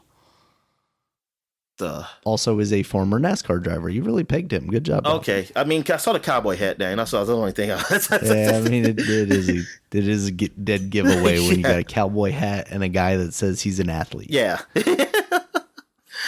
All right. So that is it. Oh, no. Well, there's one big game that did come out 30 years ago. And is this for America or Japan? Before I say this, I think it was Japan. Okay, but this I think huge. that's what we had decided. Yeah. Dragon Quest V came out, which for me is like the best Dragon Quest, and there's some other people too. Like I don't know if it's like a consensus that's the best Dragon Quest. I mean, I almost feel like that is, but I mean, this is the one where you played as a kid and your father was some sort of knight or something, and I think your mother was actually a queen or something, but you didn't know her, or you didn't see her much. I forget how it starts, but you and a prince from another kingdom, y'all get captured. I mean, yeah, y'all get captured and enslaved for years, and then you come back as a teenager, basically, to the land, and you see people you knew all grown up and stuff, and you're looking for your father and everything, and then it goes from you to adulthood too. Like you have kids. Like it was good, and the story was really touching. Like, I mean, like how they have it. I'm gonna spoil it a little bit. I mean, because it's old game. Like, because at a point, like for you to be enslaved for that long to come back to see the kingdoms as the way it is, like that's kind of sad. And then you see the girl who you used to be friends with. Now, story wise, that's the person you're supposed to be with, but you get to choose these other two. Now, I know in the Game Boy Advance version or the DS version, I'm gonna say that there was 3 people you could choose from, but somebody said one of those people weren't in the original game, so I don't know what it is. So I just choose the one that was supposed to be on the game. She was on the damn game cover. I chose her, like the friend you knew when you were younger. So you be with her, you have kids with her, but then something happens. You get in a fight, and she goes. I think she gets missing or something, and you go look for her, and then you get frozen, and like. You are frozen in front of this person's house for years. And like your kids are babies now, but they're somewhere else. You're somewhere else. And like you're like a statue in front of this person's house. And like this person has a family, has a kid of his own and stuff and happening. And then I forget what happened. Like you somehow woke up. Because I think they left the house. Something happened, they left the house. And then your kids came and found you. And like they're older now, and so that was like an emotional thing. It's like, oh, darn, it's my kid. Last time I saw them, they were just babies. And then we all get together to go find my wife / their mother. And yeah, I mean, it was cool. Like I did not expect it to go that kind of trip, that sad trip, man. I was like, goodness gracious, yeah. I didn't. Did you know that there is a animated movie based on that game called Dragon Quest: Your Story? Yeah, it's on Netflix. I tried to watch it. Yeah. God damn, it destroyed it. It just ruined it. It's horrible. Okay. I mean, it's rated horrible too. But gotcha. I tried to. The pacing is so fast.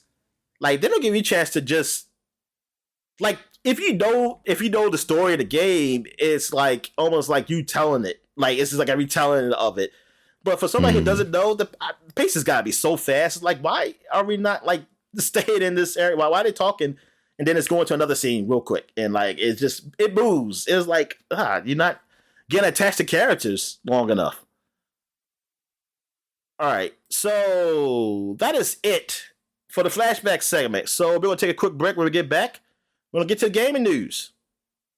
All right. And we're back. So let's get to the gaming news. What we got, Dan?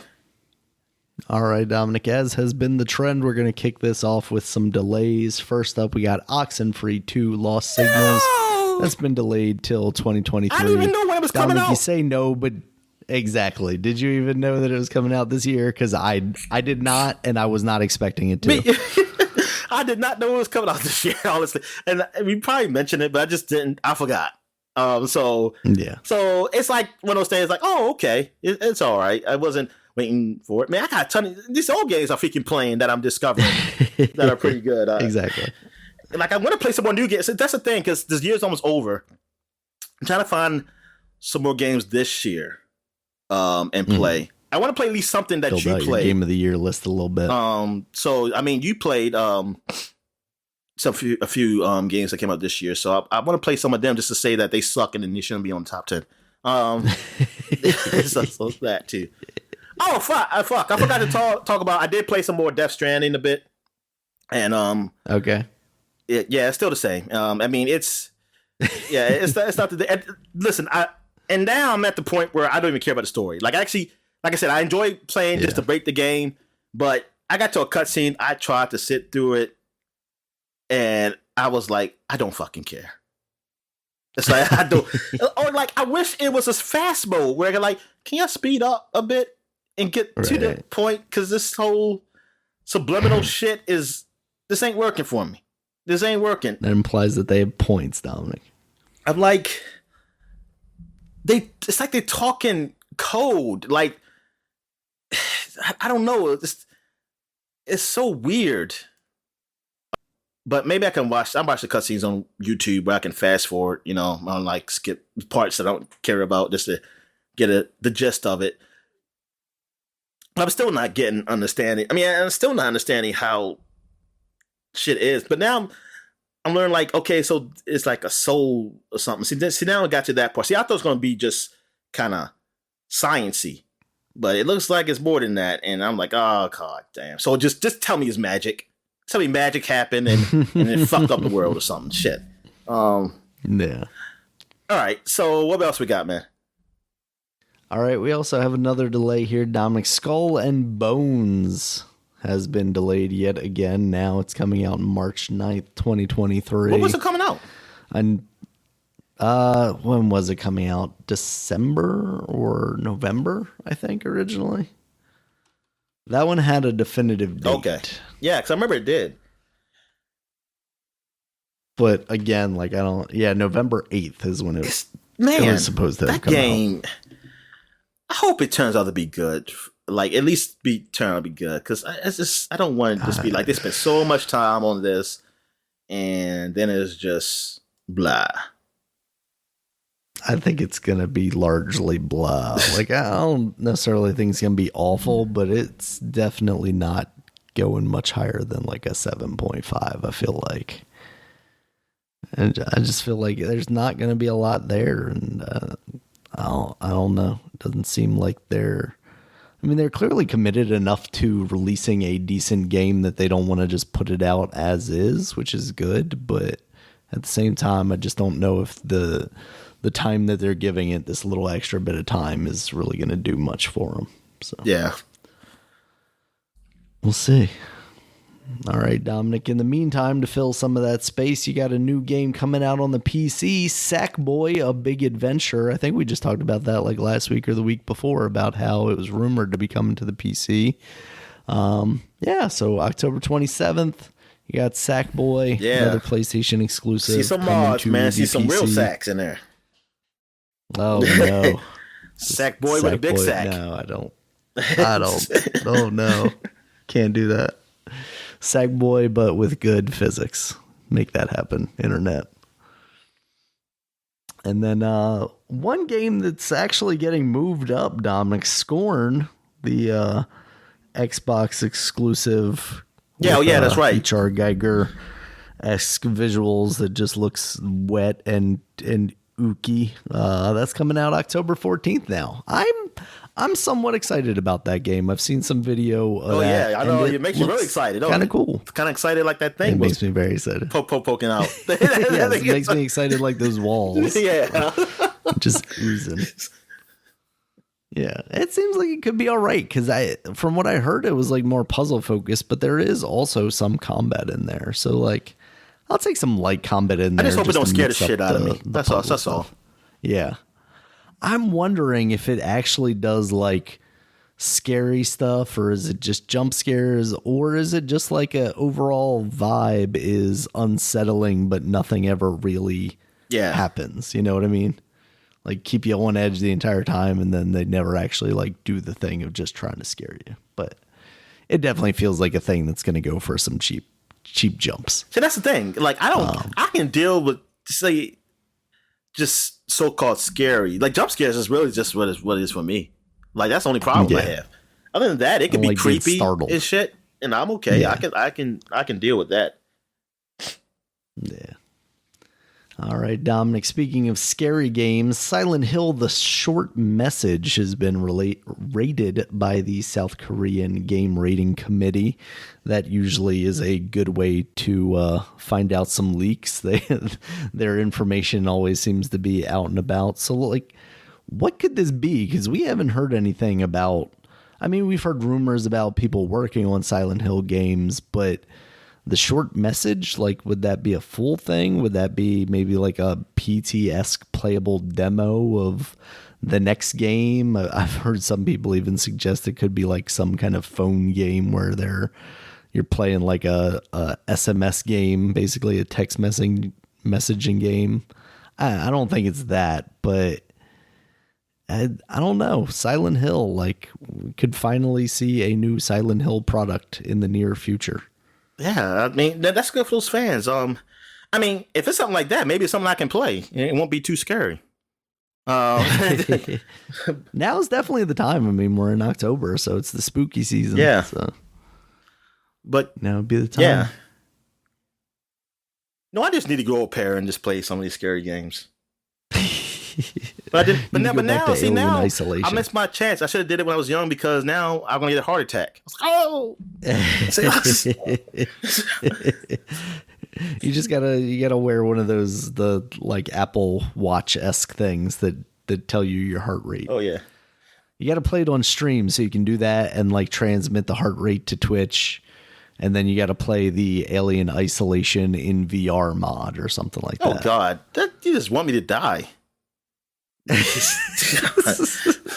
I'm not playing those. Yes, yo, I ain't doing a scary game in VR, man. That's one thing. I'm not fucking doing that, man. Because I'll be closing my eyes because I can't cover my eyes because I got to hold the controller. Right. So I'll just be closing my eyes and I'll bump into stuff and then it's like Yeah, it's rough. All right, Dominic, in some other news, there's a data miner out there on Twitter. I don't have their handle, but they put out basically a file of recordings that seemingly Mark Hamill has done for Multiverses as the Joker. And yes, it's an announcer pack, so it's not as a fighter necessarily. But so far, all of the characters that have announcer packs are also fighting characters in the game. And there has also been some previous data mines suggesting that he was coming as a fighter. What do you think? Joker going to get you back into playing Multiverses? Yeah, I'll get me back. I mean, I'll come back. It's just, for me, it's more easy access. Because here's the thing. With Steam, I don't play a lot of games off the Steam app. So... when I do want to play, you're not in there constantly. I have to freaking open it up, and it's always an update, and it just takes time. Always. And that's what really it is. Like every time I think about wanting to play Multiverse, it's like, I don't feel like just waiting for that shit to open up. I mean, sorry, I don't have a. Yeah. And so it takes time, and that is just whatever. And then Multiverses, I mean, it don't come out instantly or nothing, but. It's just that's just how I just wish I can just start it like a stream, like how I do games with the Xbox Game Pass. I'm streaming it. I wish I could just start the game like, hey, I want to play some Multiverses. Bam, and I'm just playing it. That's what I want. You're getting accustomed to the easy lifestyle, Dominic, of just playing a game back like in the old days. Yeah. You know what? And that's the thing. That's the idea. This thing is that we've been. And in this way of games loaded and stuff for so long, now we just be like, hey, that's the thing. And some people would say like, oh, now you just like in the stream and say like, oh, games should be like this. But they used to be. and we were playing games, taking game in cartridges, but the cartridge, man, you put it in, dude, you played it. That's it. Yep. Put it in, you hit that power button. The only next time thing you know, it ever take a long time screen. is if it was, it wasn't working. It wasn't working. That's the only reason, and it wasn't going to come on. It wasn't going to come on. You had to just take it out and then put it back in. But man, like since the CDs and stuff, we've gotten to that point. I mean, we haven't got to we got to the point where we just PlayStation ruined everything. But see, it's gotten worse. See, it's not just loading off the disc. It's like Yep. now it's Now it's loading off it's the internet. updates. Yeah, connected to the internet. That's what drives me crazy about Steam is like even when I had Steam loading upon Windows load, Yeah.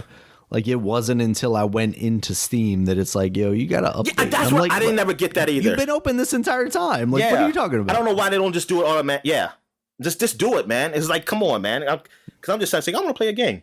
Bam, and that's why when people complain, I mean, now I somewhat get why people complain like, oh, I got to open another app because of going through some shit like that, baby.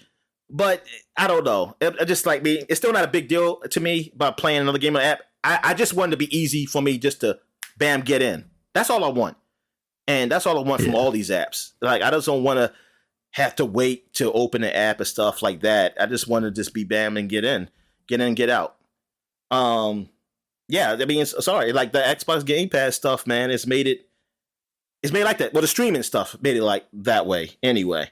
And yeah, that's what I want. I want to do. Yeah, because the Xbox app don't take that long to load up. Mm-hmm. Now I ain't gonna say it has no problems. It has problems. But recently I click on it. I mean, it loads and then it comes up. The only problems they do have updates from time to time, but it's not nearly as frequently as Steam. Like Steam, it feels like you update, you close Steam, you open it back up, and it's like, yo, we got another update. And I appreciate the fact that they're trying to keep it up to date, but also like, let's make this more elegant, please. But yeah, that's really the Multiverses. That's the only thing that's keeping me out. Because I tried on the Xbox and it takes some. Like one time it was a little more buggy than on PC.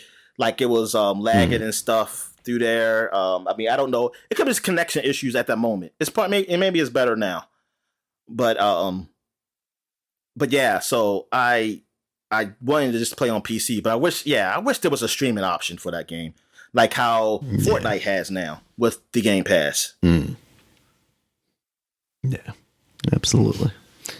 All right, Dominic, talking about multiplayer games, we got Overwatch 2 news. That's coming out this upcoming week, so next week we'll probably be talking about that a little more. But it came out that Blizzard has designed a first-time user experience, so if you don't have any time spent in Overwatch 1, you will be required to play approximately 100 games before you unlock all of the original heroes. Basically, it sounds like they're trying to drip feed content to you because it sounds like some people are overwhelmed by having too many characters to choose from initially, so they're trying to focus you and teach you a little bit. This has been controversial. I think if it's something that you can maybe like opt out of as you choose to, then it's fine, but it just seems weird that this is the direction they're going. Yeah, okay. So I see people who are arguing for them saying, yeah, this is good for they can learn how to play the game. And so I won't have people coming in and not playing it right. But the only thing I say to that is that it's going to happen regardless. Yeah. That's going to happen. Listen, even with my skill level, I can play 100 matches. I'm still going to suck when I go back in that game. Absolutely. Yeah. Same. I'll just know how badly I will suck at this point. That's really what it is. I just know how bad I'll be. I ain't gonna be getting better. I'm just gonna know how bad I will be. I say, okay, I'm gonna be this bad. I'm saying like, okay, all right, but it ain't gonna take me 100 matches to learn that. No. But yeah, I don't know. I mean, I see it because it's free to play, so. I guess it's like, hey, it's free to play, so is it really a big deal? Yeah, so the pool of players may be larger. I mean, the thing is, like, if you're that serious about Overwatch that you're worried about, like, people coming in to not play or not playing well, like, you're probably maybe playing competitive mode, which you also have to unlock by playing, like, a certain number of matches. And that's what it was. Which makes more sense. And that's what it was originally. Like the ranked stuff. Yeah. I couldn't play right away. Ranked. I didn't want to ever play ranked. I think I played ranked one time. Yeah, I mean, and that's the thing, right? It's like players of our skill level, we don't want to play ranked because, we're not going to be Not going to be that Hell, good. we were playing when we were playing one where they give you random characters. So it's like it would just they didn't give us. It was like it's played for the fun of it. So that's why I think, why not just do it like that? Like, because I'm sorry, if anybody's taking it serious in the regular mode, then I mean that's who they are. Well, fuck them. I mean that's their problem. I mean that's really their problem. Like I understand that you're trying to make it better, but like you have a mode that's designated for people who are competitive. You have those ranked matches, those people who are really into it, and like these matches are just for you to just to have fun, just enjoy it, man. Yeah. So it seems a little weird on Blizzard's part, but I know there's also been some controversy over the way they're rolling out new characters for Overwatch 2 with this like whole battle pass thing where the characters are included in the free tier, but you also like could miss out on characters if you're not playing like during that season or something like that. And that seems odd. That's a game that is based all around its characters and the classes in which they inhabit. And so how are they doing this with the whole 100 matches? They're going to say, hey, you're going to play as this character because they want you to learn this character, and then they're going to play as this character. How they going to choose who you play as? Like, because normal matches, you have to choose who you want to be, and they have suggestions who you should be, like depending on who picked already, to make a even team. But you don't have to do that. You don't have to go by what the suggestion is. How would they do that for those 100 matches? I wonder if you can't. I think initially what it is like, here is your core. Probably like one from each of the different kind of that's what classes. I would think makes sense, right? Yeah. And then it expands out from there a little bit. Maybe it's like, oh, you've been playing as Moira. I don't think she would be the main one. Let's say you're playing as Mercy. Okay, now, oh, you want to try a different support. Here's Moira, and so on and so forth like that. That's how I would imagine it would make the most sense. I haven't seen anything that just clearly lays out what they're actually doing for this yet. I mean, I want to get this. The only reason I want this deal to hurry to get done with that division of Microsoft because I want to play it. But I want to play it through streaming, something. Yeah. Just easy access because then I got to open up the Blizzard thing up again, and I'm like, oh fuck, I got to open that shit up. Yeah. Yeah, because I do want to try this. I do want to try it when it happens, just to see how it is. I haven't played in so long.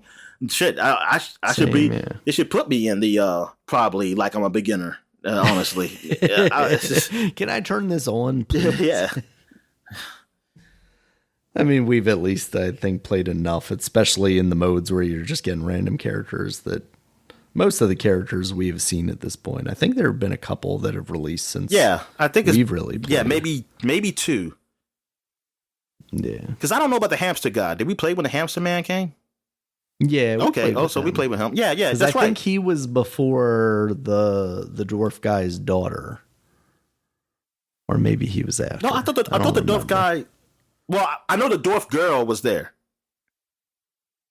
Okay. Yeah. We definitely played as her. But we dwarf. played as the hamster. Dwarf. And what did she? It was a dwarf girl. She wasn't. No. Yeah, but she was the man was. Yeah. Right. Basically. No. The engineer guy. Okay. So okay. That was his daughter, and she was emulating the big bulky man somewhat because she had the armor and stuff like that. Yeah, she was kind of Reinhardt. Yeah, because she had a shield, but then she had like a ball and chain, I think. So she was kind of like a support class, I believe. Yeah, I remember. Then there was that cowboy woman with the robot. I don't know where she fell into that. Is that Ash or something? I don't remember her. She has like white hair. She kind of reminds me of Reaper, but a lady. Oh yeah. You were there when she played that because I think she. I don't know if you had the game when she even came out. But until I gave it to her, I think when I gave it to her, she was already there. Okay. And there was Baptiste. I think we still played when he was around, but Sigma, I don't remember Sigma. I think Sigma wasn't. I know of Echo, but I don't think we were playing when Okay, Echo yeah. came Echo, out. no. I don't think Echo, yeah. And then Sojourn. Soldier Boy? What do you say? Soldier Boy. Soldier Boy. No.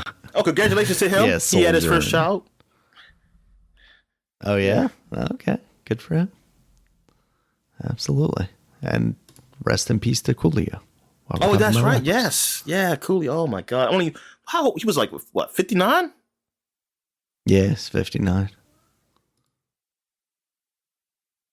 was talking to one of the women at work, like, man, the older I get and the quote unquote younger these celebrities are dying, it's like, man, I'm not that far away from that, man. So get ready. It's crazy. Get ready for death. All right, Dominic. Next up, we got some E3 2023 news. They are going to be restructuring along with the help of ReedPop, the people that put on PAX. We talked about their kind of partnership with the ESA to help bring E3 back. But it sounds like they're basically doing what Gamescom does, and they're going to have business days, media days, and public days. Okay. So the 13th and the 14th, sorry. Oh, let's say okay. That's all I said. Oh, okay. Sorry. So the 13th and 14th are going to be the business days. And then the 15th is going to be like a commingled day where it's business and public. But I would imagine that's like if you and I were going, we would get our appointments on the 15th because it's like, okay, we got all the big publishers out of the way. And now we'll like try and fit you in if we want to. And you're going to be bombarded by the public, but like sucks to be you, get better. And then on the 16th, it's going to be public only. So that seems like the right way to go about doing this, I would say. Like still give the professionals in the industry time to do their previews and talk to everybody. But then conversely, on the 16th, give the public time to come in, get in line, and play these games. Exactly. Because that's kind of what was frustrating about PAX when we went that one time, is like you're waiting in line as the public, and you're waiting to play these games, and then all of a sudden you get up to the front of the line, and then, oh, well, we scheduled this appointment for some guy to come in and play this, so you're going to have to wait even longer. And it's like, wait a second, why couldn't we all just schedule appointments then? Why couldn't we do that? I think it was like Snake Pass we were trying to play at one point, and then like this whole crew came over with like cameras set up and whatnot, and they're like, oh, we scheduled an appointment so they could play this. It's like, if you're gonna do that, like do that behind the scenes. Like, what are these guys doing with their whole camcorder set up watching this gameplay on the show floor? I always thought like, couldn't they have a separate day or separate hours or something? Yeah. And then have us come and play these games? Yeah, because we paid good money to go, and then, you're already waiting in these lines, and then you get screwed out even more by, people just coming in. And there was just so many places where I saw people, but I couldn't get in because they said, oh, no, you have to, these are all appointment scheduled people. I was like, And then, especially I was asking like, oh, so when you open back up, it said, oh, we'll just check back sometime. But I checked back, and then it's still the same. I can't get through. Sorry, you missed the appointment window, and all of our appointments have already been taken. So, yeah, hopefully this mitigates some of that. I mean, this will be the first year where they're really getting back into in-person stuff. I still like the idea of E3, even though it's largely unnecessary. I just like all the game companies coming together. So, I mean, we'll see who the ESA can actually get involved in this. So many companies have fallen out of going to E3 anyway. But I hope they can come back as something. It's not necessarily I'm like rooting for the ESA. It's just like it gives another chance for people to play video games and talk about them, unreleased video games, and talk about them, and that stuff's cool to me. Oh, I'm sorry, dang. I mean, thoughts and prayers to the people in like Florida and all the places that were affected by Hurricane Ian. How about your family? Is your family all right? Yeah, I think it came in a lot further south than they had originally projected, so everybody was kind of preparing for the worst. But it they got some rain and some strong winds, but nothing serious Oh, really. okay. So that's Thankfully. good. All right, so we got one last story for the week, Dominic. This is the big story, but also the completely expected, but also we just didn't know when it was eventually going to happen. Stadia is officially dead. Google put out a blog post earlier this week, basically stating that on January 18th of 2023, they will be shutting down the Stadia service. They have already turned off the Stadia store, so you can no longer purchase anything. And all hardware purchases and software purchases made through the Google store will be refunded. So that's kind of wild. I think that's good on them for doing that. Now, people who paid for the Stadia Pro subscription, those costs will not be refunded. Okay, that's understandable. I mean, I'm surprised they're even doing the other stuff. Really. Yeah, I am surprised. I am. It's very good though, because I mean, that's what we've talked about since the beginning. One, we didn't trust Google to stick with it, and they've proven that out. But the fact that you're purchasing a game that you can then only play through their service, it's not like GeForce Now where you're buying Steam games and then GeForce Now is giving you an added layer of the ability to play that video game streaming. This was you're buying games specifically for our streaming service, and if our streaming service disappears at some point, you're ass out. You can never play that game ever again. It's not, I mean, now they could have maybe given you like Steam codes or something like that, but just giving people their money back is probably the most direct way of doing that, because who knows how much they paid for a game or, what have you. So it's definitely good on them. It's also good on them to refund the price of the hardware as well, which is going to become useless.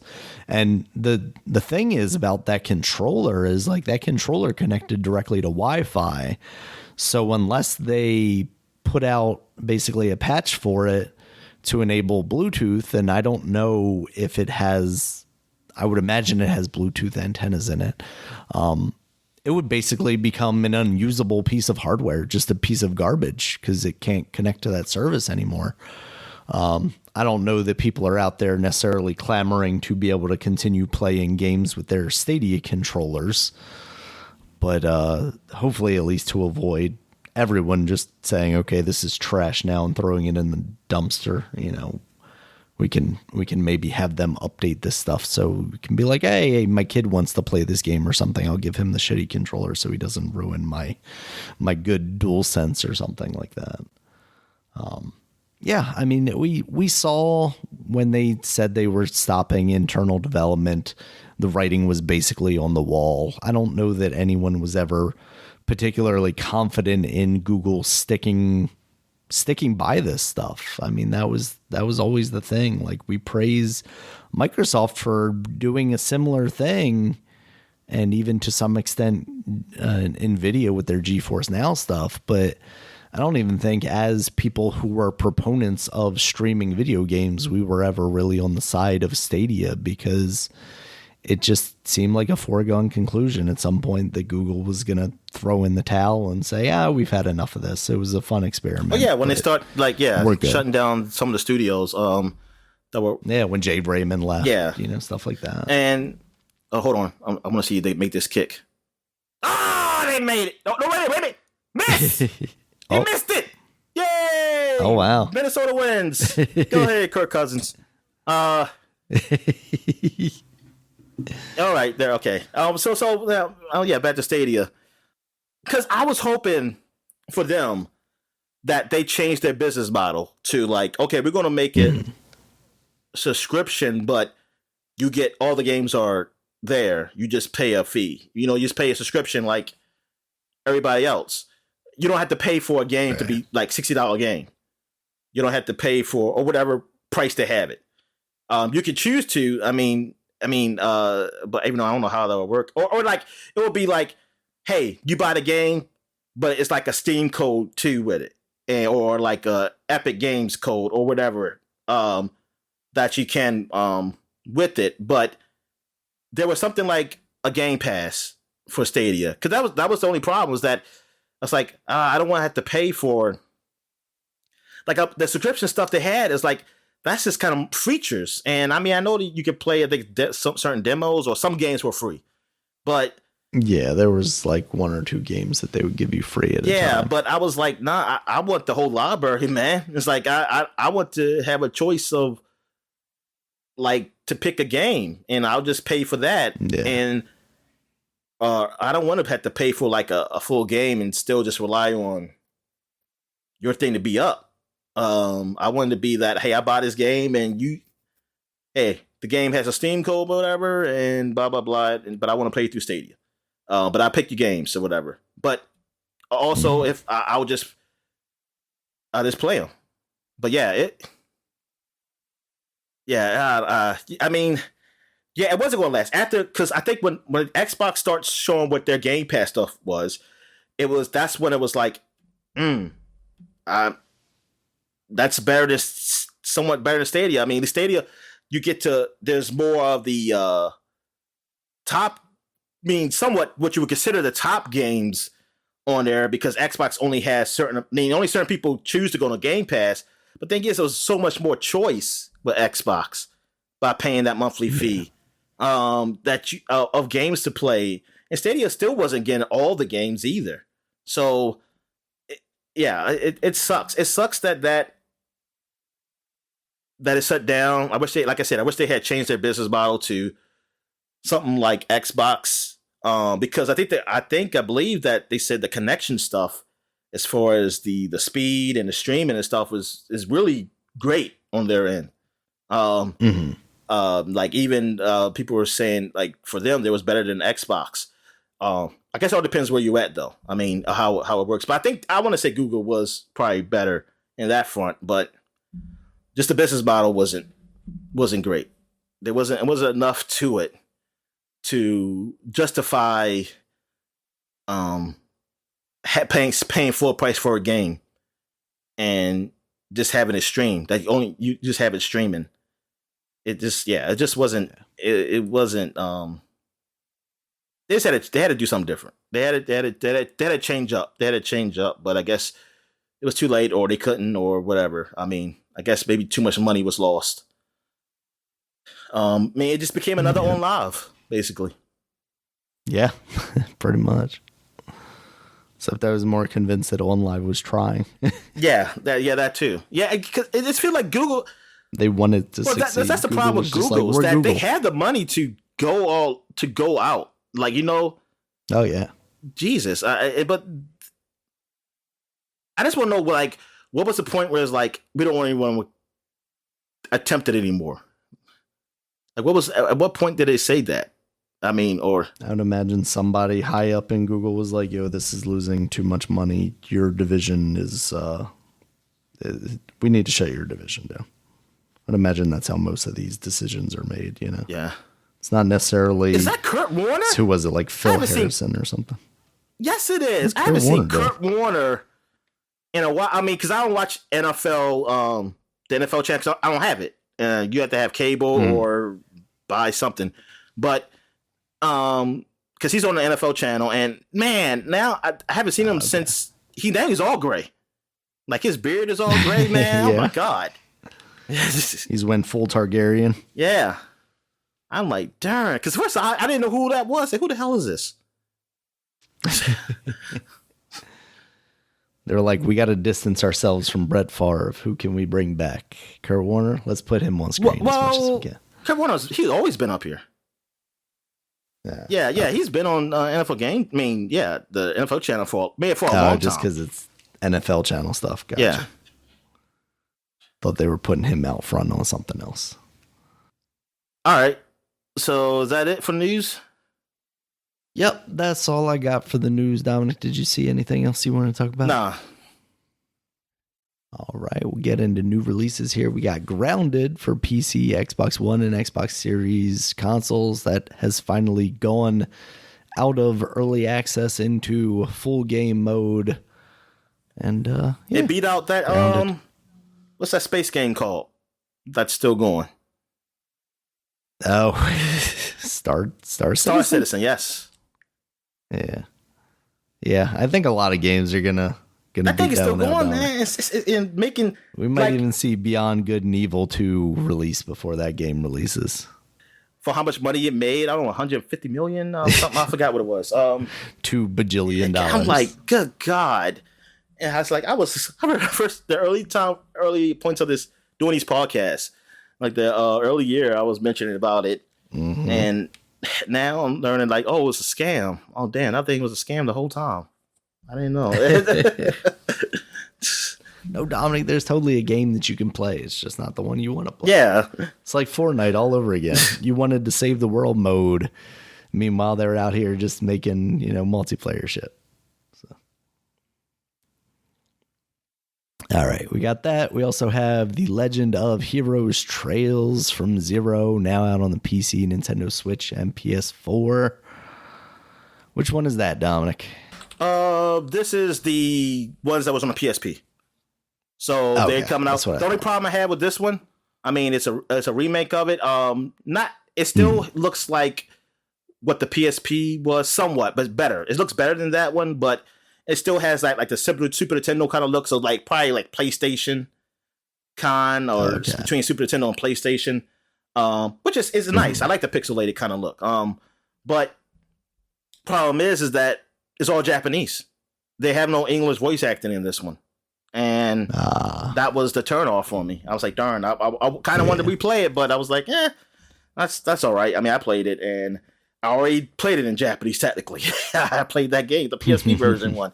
So, I mean, the text is in English, but it's just, the voice is voice acting is Japanese.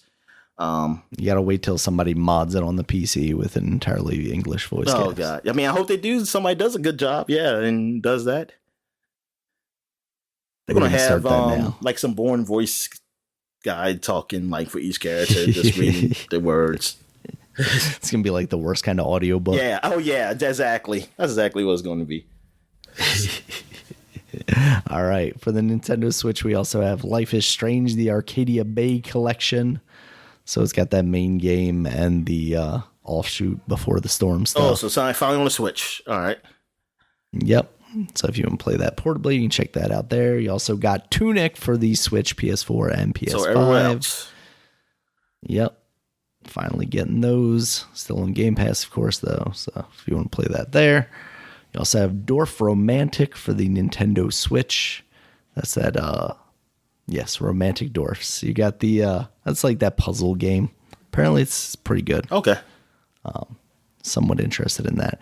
You got Railgrade, that's for the PC and Nintendo Switch. That is a train simulator style thing. Okay.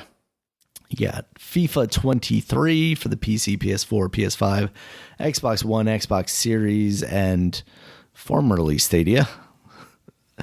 And then you have Sam and Max Beyond Time and Space remastered on the PS4, and Sam and Max Save the World remastered for the PS4 and PS5. All right. I thought I had heard about the Sam and Max Save the World remaster, but I didn't know they were also doing Beyond Time and Space as well. So that's pretty cool. I totally forgot about these remasters. I'm curious to see them. I'm curious to see how they. I mean, they were on PC first, right? Did they come on PC already? I'm trying to remember because I thought so. Yeah, I think I saw. But for some reason, I was also thinking they were like PlayStation exclusive for some reason. But no, Sam and Max Save the World is also on the Nintendo eShop as well. So I think they're on everything. I guess they're finally making their way to the PlayStation. Yeah, and because I think that the audio is better because there was a lot of little bugs in the early ones. The audio was sometimes too low in certain parts and things, and some type of loading. I mean, this was early Telltale, but yeah, I think they really fixed those kinks. It's better. Maybe one day, if I want to replay these games, I'll go back and play them. I still haven't played the third one, The Devil's Playhouse. Yeah, I played the first chapter of that one, but I have not finished that game. Yeah, these remasters look pretty good visually, so that's cool. Yeah, so those are our new releases for the week. Dominic, you got anything else for the people? No, I think I'm good. All right. Thank you guys as always for listening. You can check us out on Twitter. Dominic is at DStallworth5. I'm at Regulus MB. The podcast is at Supapod, SUPAPOD. Superpod.com is the website. You can check us out there. It has links to all the places you can find us, including YouTube, where there's a video version of this podcast. And then, of course, you can find audio-only versions on iTunes, Spotify, Google Podcasts, and all the other places you can find podcasts. And until next time, guys, we'll talk to you later. All right, see you.